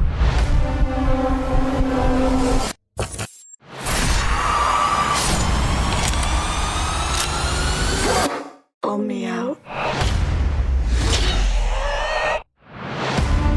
Possessor is ultimately a film about identity and one's ability to maintain one's understanding of self. It follows a woman called Voz, who is a contract killer in a near future or alternate present science fiction scenario where a clandestine organisation is able to project the psyche of one individual into another, albeit with the help of a little hands-on physical intervention. And she takes on one particularly high-profile target and starts to lose control of this host body that she's in. And so the bulk of the film is about the battle between her and the male host body that she's occupying to perform this assassination. Indeed, a really kind of fun, high concept sort of sci-fi movie idea in a way, right? Absolutely. So let me first of all just start off by asking you a little bit about your own involvement in the film. Sort of how did you come to be involved with it, and what was the experience like? There was, other than the occasional disappointments of things being delayed because it took a little while to get going, I would say there wasn't a negative element to the involvement. It's one of the smoothest, most enjoyable films I've ever been on. Nice. As is so often the case with films I'm deeply proud of being part of, it all started with a phone call from Andy Stark, Andy of Anti-Worlds, and a producer of many Ben Wheatley films, right. Peter Strickland movies, and a distributor of sort of European and world art house nowadays as well. And Andy and I had worked together on many projects up until this point, and I got a phone call from him saying, "I've got this amazing script for a film called Possessor. It's being directed by Brandon Cronenberg. Yes, relation. He's going to be in town. I think it might have been tomorrow. It might even have been this evening." Oh wow! He said, "Do you want me to set up a meeting?" And I said, "Yes, please." He said, "Okay, we'll be at the ICA at this time." Amazing. So I hightailed it down to the Institute of Contemporary Arts, where we sat and had a sort of like 90-minute chat in a bar. Brandon was absolutely lovely, and it kind of went from there. I got sent the script in a couple of days later. Absolutely couldn't put it down, read it all the way through. It was one of those lovely events where I'm writing it down and I'm lining it, like I'm highlighting stuff, I'm making notes about what effects are needed, and then I get about halfway through and I realise that for about 20-30 pages I've not been highlighting stuff because I've just been caught up in it, and I'm like, fuck it, on we go, and I'll read it again. It's fine. So I just read it, and it's night because 99% of the time when I read a script, I'm reading it to break it down, and that actually that interrupts the appreciation of a good script. And it was nice to be sort of so suckered in. There's a few of those. I'm a big sucker for good writing. It's not like that doesn't happen frequently, but it was particularly effective.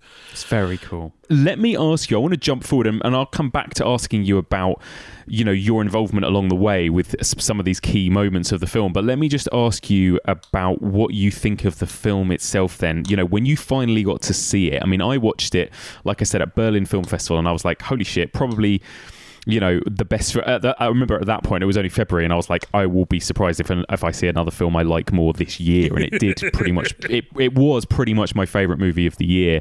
Absolutely loved it. What was your reaction to it, just as a film fan, when you finally saw the finished product as well? What did you think of it? I mean, it blew me away. I saw it under very peculiar circumstances. I had a member of my team who was on Possessor, a chap called Tom Toohey, who does a lot of mechie stuff for me, had also worked on one of the new Star Wars films, and he had messaged me and said, "Look, there's a spare ticket for the cast and crew screening for this new Star Wars film. Mm-hmm. Would you like to go along to it?" And I was like, "Yeah, that'd be great. I'd love to. That'd be fantastic." He's like, "Okay, well, it's at like 7:00 and it's at this cinema or whatever." So I worked out my day. This is very early morning. I worked out my day according to that. And then I got a message again from Andy saying, "Hey, just to let you know, we're finishing the sound mix on Possessor today at, I think, Delane Lee in Soho. If you'd like to come along and see it, we can play it for you in their like test screen room. And I was like, that would be amazing. What time are you thinking? And he was like, around like 3 p.m, whatever. And I'm like, yep, fine, I can fit that in. That sounds amazing. Let's do that. So I jacked off work. I went into Soho. I got to Delane Lee for 3 o'clock. And Andy was like, look, I'm really sorry. We're running a little bit late. There were some technical issues this morning, so we were a bit behind. Do you mind waiting? And I'm like, yeah, no, absolutely no worries at all. What do you reckon? And he said, like an hour? Is that okay? And I'm like, yeah, fuck it, fine. So I went up to like a comic book store and I picked up a couple of little comics, and I sat in a pub opposite Delane Lee, and I read some, Japanese body horror comics, actually. Nice, very cool, very cool. Reading some horror, having a pint, sort of like 3:30 in the afternoon, and I went back over, and he was like, oh, "Fuck, man, we're not done. Are you? I totally get it if you need to go." And I'm like, "No, you know what? I'm here for this. It's fine. I'll stick with it." And I remember texting him and saying, "What do you reckon the runtime? What's the runtime of Possessor?" And he sent it to me, and I was like, yeah, no, fuck it, I'm good. And that was the moment when I was like, I'm not going to see that new Star Wars film, and I've still not seen it. But what I have done is I have seen Possessor 4 times now. So I love it. I was the only person in the cinema. Martin Pavey, the absolute fucking genius behind the sound mix on that film, was in like the booth behind me. I suspect Brandon and Andy were sort of wandering in and out because they're obviously seen it a million times by this point. But I was literally in a sort of like a 300-seater cinema on my own with the sound cranked offensively high through this amazing sound system. So good. What did you think of? Let me just start with the basics and ask you a little bit about the way that these characters sort of play off each other, I suppose specifically the lead character of Voss, right, played by Andrea Riseborough, yeah. And then Tate, played by Christopher Abbott, right, who kind of inhabit the same body, I suppose, and the way in which that's kind of portrayed and the way in which these two characters kind of interact, and the way Christopher Abbott kind of has to play Tate, but he also sort of has to play Voss right throughout. How do you think that's sort of handled in the film in terms of these two lead performances? Well, I don't want to go too much into how I suspect their like method is, because that's not really for me to say. But what I would say is it was like both of them were absolutely captivating to watch, both live and on monitor. And one thing I was privy to behind the scenes was watching them rehearse, and they would go through dialogue with like sort of saying each other's lines, so that they could watch how the other one would say them and hear the cadences and that kind of stuff. And I think that really carries through in the film. I think the obviously they're both incredibly accomplished actors, and there's I think a performance with that level of power that is also that understated is so rare. And I think that Andrea's like loss of self when she's playing when she's playing the internalized experience of her while she's in Colin's body, and also when she's playing herself back in the real world, when she's sort of been robbed, she's essentially breaking down, she's losing self from the beginning of the film, you just don't necessarily realize it. There's so much going on there, it's such a fine scale, and she's got such control over it. And then similarly, Chris from the other side, when he's playing Colin, but with Voss gaining control, there are these tiny little micro changes in the way he carries himself, in the way he holds himself, the way he structures sentences that are beautifully observed. But neither of those performances would work if it wasn't for the other one being so absolutely bang on, because you have to get those micro recognitions of Voss in Chris's performance, and you have to get those micro performances like of Colin in Andrea's performance, and I think that's why it gels so well.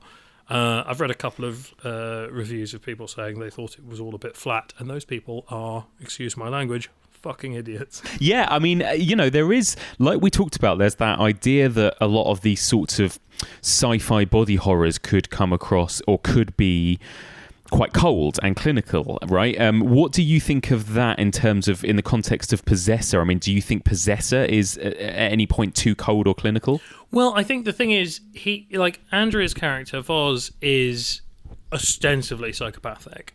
So there is a sort of a lack of her own emotions. But there's that beautiful moment right at the beginning when Holly, the girl who's shot in the opening sequence, is tuning herself into those emotions. And you see her calibrating, go through. Yeah. Oh, my goodness. Watching her and then also watching Chris do that. Like, the moment when he turns the dial and he moves into sorrow, it's like the most turn on a dime empathy I've ever seen in a performer. Yeah, just incredible. Like, I felt immediate, and I was there, and I'm on set. I can see the C stands and the boom operator and everything, and I still feel 100% empathy for him. Yeah, I think it's a film that has a huge amount of emotional and human heart, and that's what I loved so much about it. And it's really interesting. I mean, we've done this thing on the podcast where we've kind of talked specifically about horrors of the mind and horrors of the body, and kind of separated them, but really the two are so inextricably linked. And I feel like this film, as the last film we're covering in this whole series, is such a perfect blend of the two, really, right? And that idea of kind of identity and the self, and subjects that a lot of the more psychological stuff we've covered this series, like David Lynch movies, very much is covered here in this movie as well. And I love those little moments, even at the beginning, where you see Voss just before she's about to go see her family, right? And she's like rehearsing what she's going to say, and it's like she's getting into character even of herself, right, at the beginning. And there are so many moments of this film where it's like layers upon layers upon layers of people looking through other people's eyes, looking through screens, looking at other people, and all of that I just find fascinating about the film, Absolutely. And I think that there's that whole other layer on top of it as well, as a fictionalized narrative that we, an audience, are watching, that's been played out for us. I don't know if you remember that interview with Daniel Day-Lewis a few years ago when he said he was going to retire, and because he's very Meisner, because he's very method, he was like, well, when I perform, I'm locked in character, and I go home, and that's not fair on my wife because I can't let it go. And you've got two actors who, to one degree or another, are, they're actors. It's not like they won't have studied Meisner, so you can't not carry some of that stuff with you, outside of the performance. And so there's this whole other layer that isn't even on camera about like how much of you have to give to a performance. I think, again, that's another reason I like it so much is, and this is certainly not a statement that's in any way been endorsed by Brandon, but I do feel to some extent it's about like the performances that we're required to give in real life all the time. Absolutely. That's what it felt like to me as well. It's like we're all of these kind of like vessels wandering through life, taking on different personas at different times of our life, right? Or depending on who we're with or what we're doing, right? And and always at the whim of our assumptions about other people's expectations. Yeah. That bit. Yeah, and that bit where Tuppence is like, "You're being weird," to Chris is so good, because like there's obviously something that Voz hasn't quite nailed. It's never said what it is, but she's like, "You're being weird today." And it's like, because we're such a tapestry, we're such a rich mesh. Yeah, it's great. I love it, and in that regard, I think it's just as much this kind of very relatable human story at the center of this bonkers heightened world. So you mentioned at the beginning when you were talking about the sort of the violence in this, that it, in a way, the film is set in a kind of more heightened world, I guess, right? Because you've gone for quite extreme looks, extreme practical effects, that kind of thing. Tell me a little bit about kind of your process then, and kind of how you approached the the practical effects of this film before we get into specifics. But like you mentioned that you took inspiration from the more kind of extreme sort of cinema. Is that right? Yeah, absolutely. I mean, like, some of that's just me being a nerd and burying stuff in a film. but I think aesthetically, so first off, I personally drew quite a hard line between the subjective depictions and the real depictions. So you've got the real world stuff, which is Holly, the first instance of seeing Elio's stabbing, Sean and Tuppence's deaths, like Rossif's mutilation. All of those things exist in the real world, and so they have to be depicted in a very particular way. Like, yeah, we're going big, but we always had a conversation about what was realistic. We always had a conversation about how far we could push it without becoming pantomime. But then on the other side of that, you've got the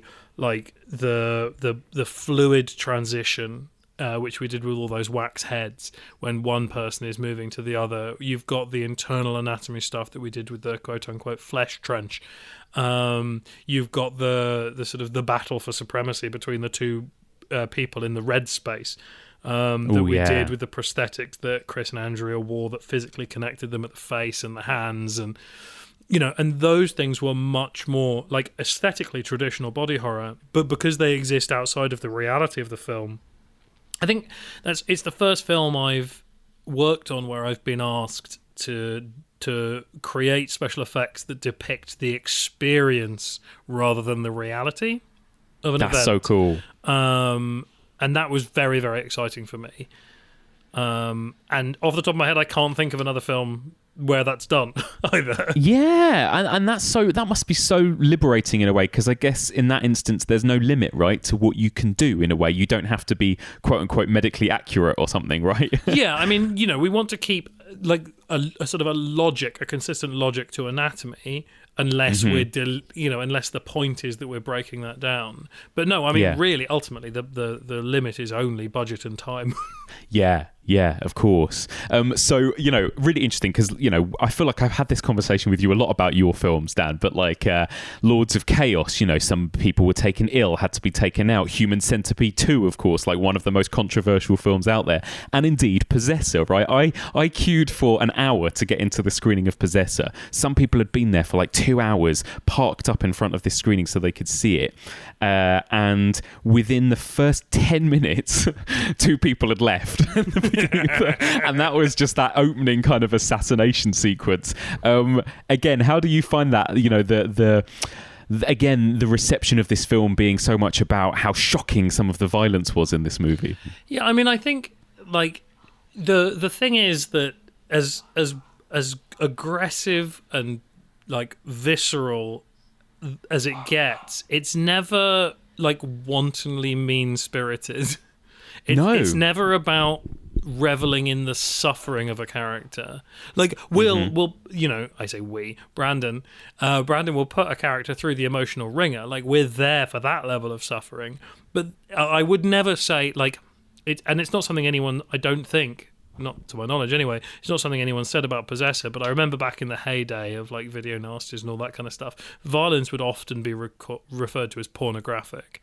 Yes. And I remember the phrase gornography, and like torture porn and all these things, and people always want to sort of like bring it back to this kind of like base, almost sexual response to these horrible goings on, and that's not how most horror people watch horror films. That's not how genre fans watch cinema. We're not there to be aroused by this stuff. We're there to be confronted by it. And none of us, I say none of us, rounding up, none of us take pleasure in the suffering of these characters. It's I mean, I guess it's a trite thing to say, but it's like a roller coaster. You're there to test your own limits. You're there to like bring yourself along for a ride and see what you can handle. It's for me always, and I've talked about this so much this series when we've talked about body horror. It's the small bits of body horror that get me. It's literally, I think, is it the very first shot of this film where you see the implant being pulled out of the scalp? It's piercing, that for some reason, the scab, and then go that is the stuff that gets me actually in this film more than the really extreme stuff that we see, you know, because again, there is something I can imagine what that feels like, right? Pulling that tiny little implant and you see the blood spurt just as she pulls that implant out of her scalp. Okay, so that's so here's the thing, and here's the reason why that works is that horror, like body horror, and by body horror I mean like gore. Yeah, you know, broadly. Is always at its most effective when it is the extreme version of something that the audience have themselves experienced. If you present them with something they've never experienced, then they have no frame of reference for it. And that's why decapitations are almost always funny. Yes. Because the thing is, and this is, you know, this is something that a lot of directors have used, and there's a lovely section in one of the books about Gilliam about this, is the proximity of the absurd and the grotesque. You know, grotesquerie is both horror and comedy. So you look at like, toilet humor versus, you know, the circles of suffering in Salo. They're dealing with the same stuff, but they're treating it in different ways, and they have hugely different results. Similarly, like, you know, the Monty Python Black Knight sequence is absurdist because it's presented in this crazy way, and you know, predating that, the Salad Days sketch, Sam Peckinpah direct Salad Days from Monty Python, is like super violent, but that was shown on TV because it was crazy, it was absurdist. Now the thing is, actually the effects in Sam Peckinpah direct Salad Days, the Monty Python sketch, are probably no better than in a lot of the Troma films. You think about the first Toxic Avenger, the effects aren't any better than the stuff that the BBC Effects House were doing for Monty Python, but the tone, the presentation is so different that it has an entirely different effect. So we're laughing at the guy having his hands cut off when the piano lid goes down, or the person with the entire keyboard stuck through them turning and decapitating a window shop mannequin so that blood goes everywhere, because it's absurdist. But when it's framed in a different space, when it's not just about like knocking over a kid, it's about knocking over a kid who's being presented as mentally challenged. He's wearing like a helmet to protect him from the outside world and all that kind of stuff. There's all these preconceptions built into it, and then then they take souvenir Polaroids, and later on in the film a young woman is masturbating to those photographs. Like, that's super offensive. The actual gore isn't any different. It's the way in which you frame it that's completely different. Yeah, it's really interesting that, and there are even more, you know, to a lesser extent, but more subtle shades of that within the horror genre too. I mean, we've talked about, for example, you know, you watch a Friday the 13th movie maybe, and I think most of the time most people will find that quite cathartic, fun violence. Most of the time your instinct is to probably laugh when you see somebody's eye getting pushed out by Jason or something. But if you watch that sort of gore in a movie like Martyrs, for example, you're going to have a very different. You're not invited to cheer and laugh and gasp in a cathartic way at the violence in Martyrs, for example, are you? And I think even within the horror genre, there are those shades, you know? Yeah, no, absolutely. I mean, I think the thing is that when you say Jason putting someone's eye out, Jason doesn't do a lot of ocular damage. Like, one of the reasons Fulci like found his niche with eye trauma was because we've all had something in our eye and we know it's horrible, like just a bit of grit. So if a bit of grit hurts that much, imagine what a nail or a thumb is going to do. Oh my god! You're right. Do you know what I was thinking of? It was the 3D one when Jason squeezes somebody's head so their eye pops out. Yeah. But again, that's on the other side of the fence. That's definitely absurdist. Like, none of us have any experience as to what that feels like. Yeah, exactly. But a paper cut, we all know what a paper cut feels like. Yeah. So when you have like you know, bits of paper or bits of wire whipping around someone, and all those tiny little cuts are happening with that lovely evocative noise, then that immediately gets under your skin. That immediately makes you feel uncomfortable. Same with teeth. You know, we've all chipped a tooth on something. We've all bitten down too hard on something, or found a cherry stone we didn't expect, or an olive pit we didn't expect. So we all know what that like sudden like moment of realization, that mortality facing you when you bite down on that thing is absolutely. And let me ask you, speaking of, about the Sean Bean moment in Possessor, because that is a perfect, that feels like a kind of blend, right, of the two things we've just been talking about, of sort of something that you can kind of relate to, but it is also so extreme and so grotesque at the same time, right? This moment when Sean Bean's character is kind of impaled through the mouth and all the teeth kind of chip, and that was another moment where somebody walked out in the screening I was at. Tell me about sort of creating that sequence. Well, that was an incredibly gratifying thing to have been part of, and and actually that was the first time when we were like really early doors when we were talking about that. That was where I first realised, oh my God, I've got a lot on my plate in the best possible way, because it was that one where I said, look, I think that in the script originally there was this big hook on the poker, so it goes in the mouth and then it twists, and so when it comes out it catches the lip and it splits the lip from the inside on the way out. And I said, okay, so I don't think we've got the budget to do that to have a mechanical head at the level that can deal with that. So I think the best way to do it is this. And I drew up a thing, and I was like, and then this is the bit that has to be done by VFX. And Brandon was like, oh, no, we can't have any VFX. Like the whole point is that it's all in camera. And I was like, that's really exciting. What do you mean? Because I've heard that before, and it's never actually been real before. And Brandon said, and I'm paraphrasing, but he said, look, if the only way to achieve something is with digital help, then we have to do a different thing. Like, we'll rewrite an event. Like, there's, because these things are showpieces, they're not narrative, to an extent. They play into bigger themes, obviously, but we're not, like, it doesn't change the ending of the movie if Sean gets stabbed here rather than here. So, and I said, so they said, okay, well, like, this is the tone we want, this is the kind of thing we want to happen. What's the most extreme version of this that we can do / afford that's entirely physical? Wow. And so my two mainstays in designing a practical effect are, firstly, if you can have the audience be looking somewhere else when the effect starts, then you've already won, because that's like an old magic show trick, is the misdirection. And as I've said in countless interviews by this point in my career, I started off as a magic nerd. That was sort of my entry point into all of this.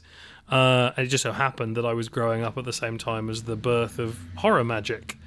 So those two things meshed, and then I discovered horror movies, and it all went from there. But so yeah, if you can sort of like, if you can catch the audience by surprise, not with a cut but with an event, and that's normally done by distracting them with something else in the shot, or by like lulling them into a false sense of security with the design of a sequence, then you've immediately got a more impactful effect. And then the second thing is, we're going to show it, not always, but most of the time you're going to show something from more than one angle, because that's the language of film. You cut between different angles.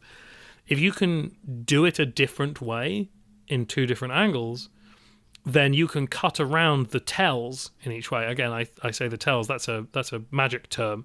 A tell is a thing. I mean, it's also a gambling term, but you know what I mean. Like, it's a tell is an inbuilt flaw in a system of deceit. So in gambling, every time the guy's got a royal flush, he twitches his left eye. That's a tell. Similarly, so this. And I get this all the time. This spoils film. This is the only time people say, "Oh, can you even watch a movie anymore, or do you just always dissect it?" It's like, no, I can completely turn that off and watch a movie as a film goer. Like, I'm able to do that most of the time. But there are some shots choices. They signpost a particular thing, and one of the ones that thankfully we've kind of moved away from is the here's a conversation. At some point, this person's going to step back into a road and get hit by a vehicle. Oh my God, yeah. And actually, there's one that my girlfriend always flags whenever we're watching two people have a conversation in a car, and the driver looks next to them, and suddenly we see a shot from sort of behind them, or a profile as another. Yeah, exactly. And you're right. if you know the language of film, you kind of see that sort of stuff coming. So now I get really excited when people fake me out with that. Like, yeah, I remember, and this is an oldish reference, but I remember like being really pleased with the jump scare in Candyman. When she's walking around Cabrini Green, and it does loads of like fake tension building. I say fake tension building, loads of legitimate tension building, and then it pays it all off with the dog jumping at the window. Yes. And so you're like, okay, that's what all this tension is for. We can now let our guard down. Yeah, absolutely. And then it busts out something 1,000 times worse, and so they literally they get their cake and they eat it, because they get all the tension and the payoff, and then they get a surprise as well. Totally. Yeah. I think it's something that another film you worked on last year, right? Host. I think that was partly what made Host so successful, is that they were very good at kind of when to subvert, like, when you think a jump scare's coming, etc., and then actually giving you better jump scares and that kind of thing, And Rob's very, very keyed up on the language of horror, which is really, really fun. Yeah. So, sorry, so you were saying, how did that work in terms of the way that you framed this particular kit, like this tooth scene with Sean Bean's character then? Well, so we essentially built two different ways of doing it. So we had prosthetics on Sean, and then I built a poker missing the tip that had a rubber bite bar on the end of it that he could close his teeth down on, and then the poker itself was a tube that would deliver blood into his mouth. Oh wow! So he could be struggling against that in the overheads and coughing out blood and profile shots as well. But then we also had the full mechanical puppet of Sean that had a full set of removable teeth and the removable eye. And so we could cut back and forth between the two. So we played the entire sequence out with Sean, and then we shot a bit with the puppet on set, and then we set up a miniature, like a version of the set in the corner of the studio in Toronto later in the shoot. And we shot all that stuff again, but like much more aggressively and explicitly. And then that gave Brandon and his editor like a huge amount of space to cut between. So even though it's Matthew Hannam is the editor, so even though that, like, the actual sequence, not counting the sort of whip strikes, the beats, from the teeth shot to the eye shot is really short in the film. But actually, if you cut together all of the stuff we did, there's probably like 5 minutes or so of additional brutality.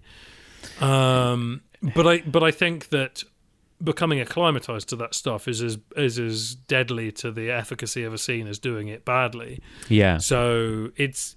Yeah, I think there's a sort of judicious nature to the way in which it was cut. It's and like you say, it's something about teeth, I think. I mean, we've talked already about well, I mean, you'd already done at this point Human Centipede 2, right? And there is a moment in Human Centipede 2 involving somebody's teeth getting smashed that, again, I find one of the worst parts in that film, which is absolutely filled to the brim with the most depraved, violent images imaginable, right? But it's like you said, it's going back to that kind of something that you can feel yourself, right? Something that you know and have experienced, something that's relatable there. And I think that's what makes that whole scene, as extreme and grotesque as it is in Possessor, still one of the more effective and really difficult to watch scenes of the film. I think it's brilliant. Yeah, it's a pretty intense scene. And then from that point onwards, the film does get much more kind of out there and conceptual. And like you've already talked about, you've got those slightly more heightened kind of versions of these characters, and you've now got that what seems like quite an iconic image, right, of the sort of the Andrea Riseborough sort of mask that Christopher Abbott characters wears, right? And of course that is seen quite a lot on the poster, that kind of really extreme version of Andrea Riseborough's face with the big holes in the eyes, and it's all kind of a bit melty and a bit waxy, the deflated Andrea mask. Yeah, really cool. So what was the kind of the thought and the idea behind that? Is that just to sort of show the way in which these two identities are kind of like melting and merging and blending and all of that kind of thing? Yeah, exactly. I mean, from the moment where Colin kind of crushes Voz's head in that dream space in the first instance of the red space, the idea is that this is we've gone an extra layer deep. So for the bulk of the film up until that point, when you see Chris on screen, he's playing Andrea Voss, Yes. controlling his character, Colin. So he is playing her, controlling him. Yes. But when he takes her face and puts it on, that is Colin regaining control, and now he is puppeting her within him. Yes. So it's like Russian nesting dolls, like babushka dolls, going deeper and deeper. And I love it. It's like I said to you, it's like the inception of body horror, this, isn't it? Yeah, so good. it's been compared to Inception more than once, and I think very favourably as well. Oh, totally. I love it. And again, let me finish up by asking you about the ending and what you think. I mean, I don't know whether you actually know, but having worked on the film and having spoken to Brandon about it, but what do you make of the ending of this? There's this very deliberate, obviously key element to the way in which when Voss comes out of a character, when she's just finished a job, she goes through that kind of recalibration and she goes through different objects from her life, right? And there's that little butterfly in a frame, and she talks at the beginning about how, she accidentally killed the butterfly, I think, and she kind of feels a tremendous amount of guilt about it. And then at the end, of course, after all of this stuff she's been through, when it appears, wakes up and comes out of this thing, then kind of looks at that butterfly and sort of appears cold, like she feels nothing. And that kind of, made me go, okay, so what's going on here? Is it really her? Is she being controlled? Has she been controlled this whole time by Jennifer Jason Leigh's character, Gerda? What is going on there, Dan, in that sort of final sequence of the film? So I very deliberately didn't ask Brandon explicitly. Oh, great. So I can genuinely ask you then what you think. I wanted my involvement in it to be as subjective as the audience's would be. Great. So my understanding of it, and I'm going to still pepper this with some vagaries, my understanding of it is that Gerda is controlling Voss's son. At the point when he stabs Colin, and therefore, and for me, the ambiguity exists in whether or not Voss knows that when she shoots her son. Interesting. Yes, because you get the idea, of course, that she's got these ties to her family, whether or not she actually wants that tie. And I think you also get the impression that Gerda, right, Jennifer Jason Leigh's character as her boss, doesn't want her to have the ties to that family, right? So in some ways, it benefits Gerda to have gotten rid of that family in the final act. For me, and again, let me explicitly state that this is a personal interpretation. Sure. The butterfly thing, and and a butterfly is a well-established symbol of freedom.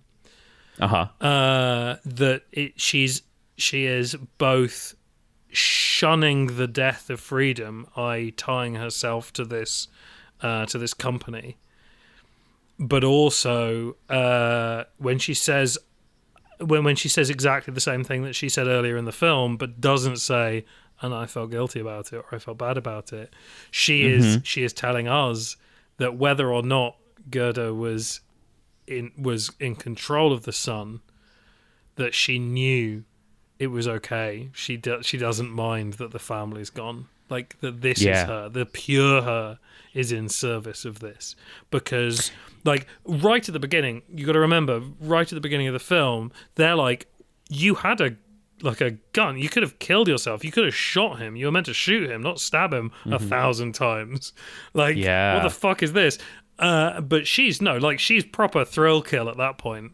And this is even further down that rabbit hole. So, and again, all my own supposition, but I feel that she has become basically she's an angel of death at this point, and like the blind swordsman of Asian mythology, she's killed her family because they're a distraction from her true purpose. Interesting. So you're right, because like you said, she is ostensibly a psychopath, right? And she's and like I said at the beginning, even those moments when she's having to actually practice being a wife and mother, mother, right? She's having to like practice being a warm family person, however you want to describe it, you have to in that remember way. is we, the audience, have no idea that isn't how she interacted with her family before she even worked with this company. Yeah, like, exactly. She could have been stood outside the fucking church or courthouse being like, to have and to hold. And I do.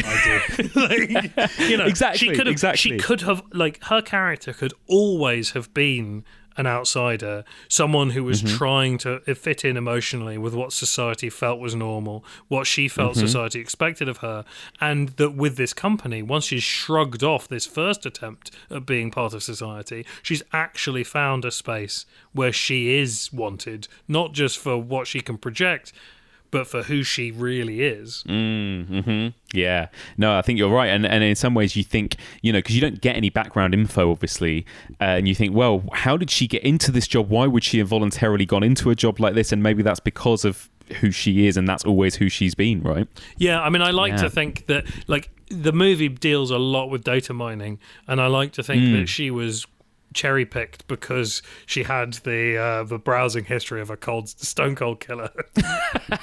Yeah, very possibly. Yeah, exactly. A little too into minimalism. We reckon you can murder. Yeah, could do some murders for us. I love it. Well, there you go. It's such a rich film, isn't it? I think, and it's one I've seen now 3 times, and it is one that I'm still kind of really enjoying getting my head around in that way. And that's the thing. It's not just gruesomeness, is it? It's there's a lot of kind of really interesting conceptual ideas here at the center of it, which I absolutely love. Yeah, I mean, look, the thing is, I'm not judging body horror that is just grotesque and obscene for the sake of it, because I'm fully there for that and I love it. But I think that Possessor does slightly transcend that. It does. I think that the aggression and the violence in Possessor is always a servant to the narrative. I think it's always being used as a sort of a fulcrum on which to actuate your emotional response to the characters. And that is demonstrated by the fact that I basically brought Brandon an effect that Fulci would have fucking killed for. And he only put 12 frames of it in the movie. Oh my God, amazing. Oh, you've got to tell us a bit about this. So, of course, you're talking about the brief moment of eye trauma, right, in the film? So there's a very, very brief moment of the poker going into Sean's eye in the film. Yes. But the take we did of that, we got a couple and they were, like, perfect, and I think we probably used one of the first, like, maybe dozen strikes on the face. But because, like I said, it was done as a separate shoot, we did this little, like, micro version of that bit of the floor in the that mansion in a studio later. I think I must have stabbed that face like 50 times. Maybe more, 60 times. And there was I was actually watching it back the other day. It's really long. I was watching it back the other day, and there's one, and it's, I'm blindly stabbing at this thing. There's a bloodline in the mouth, so it's coughing blood all the way through it. There's a bloodline in the back of the eye, so that only really starts to bleed once the eye's been dislodged from the socket. But there's one angle where the poker goes clean into Sean's left nostril. And you see the entire face, like up the side of the nose, all the way up to the corner of the orbit, distort. And then instead of pulling it out, I push down, and the entire face breaks. And the eye is sort of like popped out of the face like a gross zit. Oh my God! As soon as the eyelids break, like surface tension from the surface of the eye, there's blood pouring out from behind the eyelids. So great. And there you go. And that's why when I spoke to Brandon Cronenberg, he called you a mad genius, Dan. So there you go. I think that's what a wonderful compliment to get from a Cronenberg as well. That's amazing. So we're going to wrap up our Possessor chat very shortly. But first of all, we're going to head over to Wild About Horror, because I cannot wait to hear what Freudian cinephile Mary Wild has to say about Brandon Cronenberg's Possessor.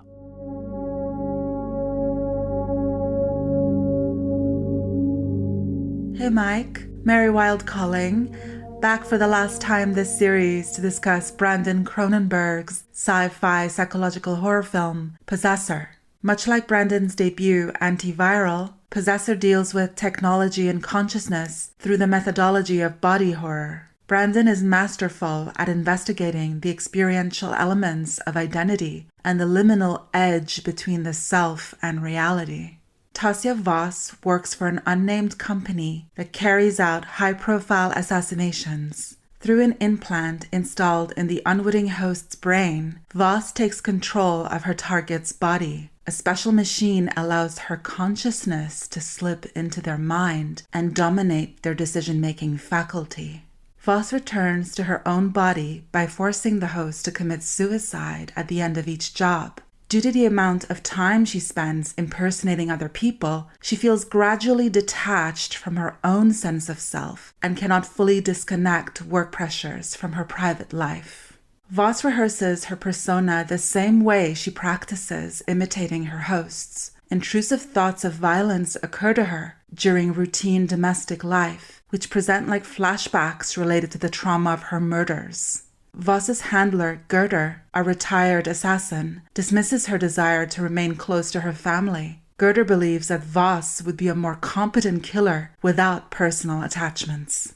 Despite her fragile psychological state and physical exhaustion, Voss agrees to perform a major hit on wealthy CEO John Parse and his daughter Ava by hijacking the body of Ava's fiancé, Colin Tate. Voss's plan is to orchestrate a very public scene of altercation at a fancy party to establish motive, and later commit double murder before turning the gun on herself, breaking the link between Colin's brain and her own. The hit is only partially successful. Ava dies, but her father survives. Sticking with this aspect of the story, I noticed something interesting about John Parse's business and Tasia Voss's line of work that I wanted to analyze further. Parse is the head of a major data mining company, Zoothru, which blatantly engages in the cataloging of private citizens' personal belongings by spying through webcams. Surveillance capitalism is something we can relate to in our own world. Our economic system increasingly depends on the commodification of personal data with the core purpose of profit-making. Brandon Cronenberg's film shows the dangers of surveillance capitalism, which normalizes the eradication of private life and makes imposters of us all. I think this is why Tasia Voss finds it so difficult to detach herself from Colin Tate. Their outlooks on the world are too similar. They're a couple of voyeurs sharing the same scopophilic tendency. It becomes so convenient for Voss and Tate to just stay enmeshed and let their consciousness merge together. Scopophilia is a type of pleasure drawn from looking at an object or a person. Sigmund Freud used the term scopophilia to analyze the pleasure of looking, a curiosity which he considered innate to the childhood process of forming personality. He explained that the scopophilic instinct might be sublimated into aesthetics, such as taking pleasure in looking at art objects, or it may be pathologized into an obsessional neurosis. Other theories propose that scopophilia might lead to madness when a person retreats from their concrete world of reality into an abstract world of fantasy. I think this is very apropos, because both Tasia Voss and Colin Tate seem resolved to escape the challenging elements of their own experiences. The opportunity to withdraw into the worlds they intently look at, into the lives they hijack and identities they fetishize, is very alluring if it means that they might forget themselves momentarily in the process of looking. Something else I noticed. At his glamorous shindig, John Sparse gave a speech about his friends and associates being too flawless and therefore causing him to feel bored. He then quotes Walter Benjamin, the German philosopher and cultural critic, that boredom is the dream bird that hatches the egg of experience, noting that his capacity for boredom has led him to a new professional discovery and business prospect. I think there's a connection here in the entrepreneurial wherewithal of transforming the ordinary crux of everyday life into a profitable business model. To the untrained eye, run-of-the-mill actions that we repeat 1,000 times are taken for granted, but within the haze of commonplace non-events, there is a hidden opportunity to really live. The dream bird of boredom hatches in experience, just as the vigilant watcher fastidiously collects reams of humdrum data and produces a mechanism of control, seizing the autonomy of those around him to dictate their choices without them even noticing, without ever being caught out. John Parse is the ultimate social media influencer, manifesting his dreams of obscene power and wealth through a systematic exploitation of the monotonous aspects of life. Surveillance capitalism is really the perfect crime because incremental theft of seemingly innocuous data will at face value leave most of us indifferent. How many of us are really prepared to fight for the right to live an unexciting day in complete privacy and carry out boring chores without an algorithm's watchful eye?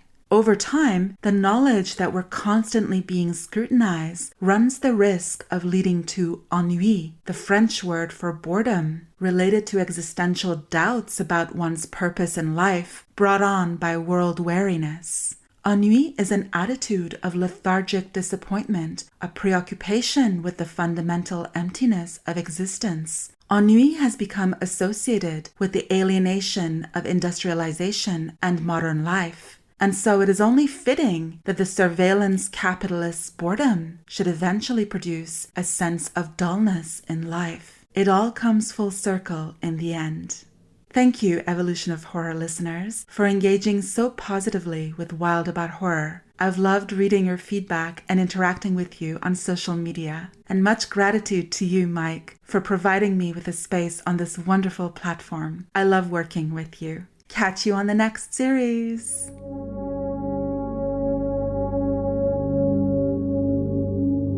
Oh, I bloody love Mary Wilde. Thank you so much, Mary, for another fantastic and insightful Wild About Horror segment. It's been an absolute joy having Mary with me every step of the way through this journey. And if you've enjoyed listening to Mary's thoughts and ideas throughout this entire Mind and Body series, then don't forget to check out more of Mary's stuff. She's got a podcast that she co-hosts with Sarah Cleaver. That's called the Projections Podcast. And you can find any details about any upcoming virtual courses or anything else she's got going on her Twitter. Just follow her there at PsychStar. Well, Dan, that's it. Thank you so much for joining me to sit down and chat about this incredible film. So just remind us, Dan, what have you got coming up? Any more exciting horror projects in the works? I probably can't talk about the stuff I'm working on at the moment. I don't know when this episode's going up, but... Probably about mid-March, something like that. Okay. So in that case, by this time, I will have just had 2 more Andy Stark projects play at Sundance. Nice. Including so the new Ben Wheatley, In the Earth, is playing at Sundance, and that's a treat. Is this the one that he made in lockdown, the horror film? Yeah, we did that yeah, that was great. There's some so excited. Yeah, and there's some really fun stuff in that as well. So Martin Pavey, who did the sound design for Possessor, also did the sound for In the Earth. And I got a text from Martin while he was mixing In the Earth saying, "I think you've actually done something nastier than Possessor." Oh my god, I'm so excited. Cannot wait. So there's that. And then Prano Bond had her feature debut, Censor, which is an absolute treat. It's really, really fun, especially for genre enthusiasts. It's really nice. It's got shades of hardcore, the George C. Scott picture nice. In there, little bit of Amenabar's Thesis. Yeah, it's amazing. Yeah, it's going to be great. I'm really excited. I mean, hopefully, I've not spoiled anything. I think reviews will be coming out from Sundance by the time this goes up. I can't say what yet, just because I don't quite know whether it will have been announced. But I've got another picture I did a couple of years ago that I actually got to direct some sequences for. Wow! That's been picked up for South by Southwest. So if you see my name attached to something at South by Southwest, that's the one, and I directed some stuff for that, which is really exciting. And then this year's shaping up really well. We've got some pickups for something I did at the end of last year coming up, and then two features already booked in, which is going to take me sort of through the first half of the year, I think. Some really, really Amazing. exciting stuff. A busy man. I love it. Well, Dan, thank you so much for joining me. Not at all. Thank you. And that's it for this week. Thank you so much for listening, and a huge thank you to all of this week's guests, Rosie Fletcher, Dan Martin, and Brandon Cronenberg. Wow, what an incredible 2 movies. What a perfect double bill to end our Mind and Body series with. I would love to hear your thoughts. What did you think of these 2 films? Please do get in touch. The email address is evolutionofhorror@gmail.com. You can also find us on Facebook, Twitter, Instagram, and Letterboxd. And if you want to discuss this week's episode with fellow listeners, then join the discussion group. That's the Evolution of Horror discussion group, and that can be found on Facebook.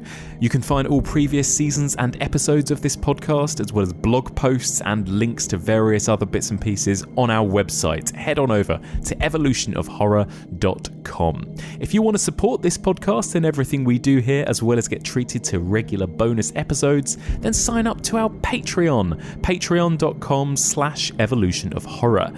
As we hurtle towards a hiatus on the main podcast after this season ends, then you'll still be able to get weekly episodes if you are signed up to our Patreon, patreon.com/evolutionofhorror. You can find this podcast in all the usual podcast places, including iTunes, Podbean, Stitcher, Acast, Libsyn, and Spotify. And if you get a spare moment, I would be hugely grateful if you could leave us a little rating or review on Apple Podcasts, which really helps us get discovered by new listeners. So, that's it. We made it. We managed 100 years of film discussions. It feels like we've been doing this series for 100 years, to be fair. 34 weeks solid through a global pandemic. 34 weeks, nearly 60 films covered with over 30 guests. It's been an incredible ride. All that's left is to conclude our journey. So next week, it's going to be just me. I'm going to be responding to listener feedback, answering some listener questions. I'll also be counting down the listeners' top 10 Mind and Body movies, and we'll be taking a general look back at everything that we've learnt and explored across this incredible last 35 weeks. Join us next week for all of this and more on the Evolution of Horror.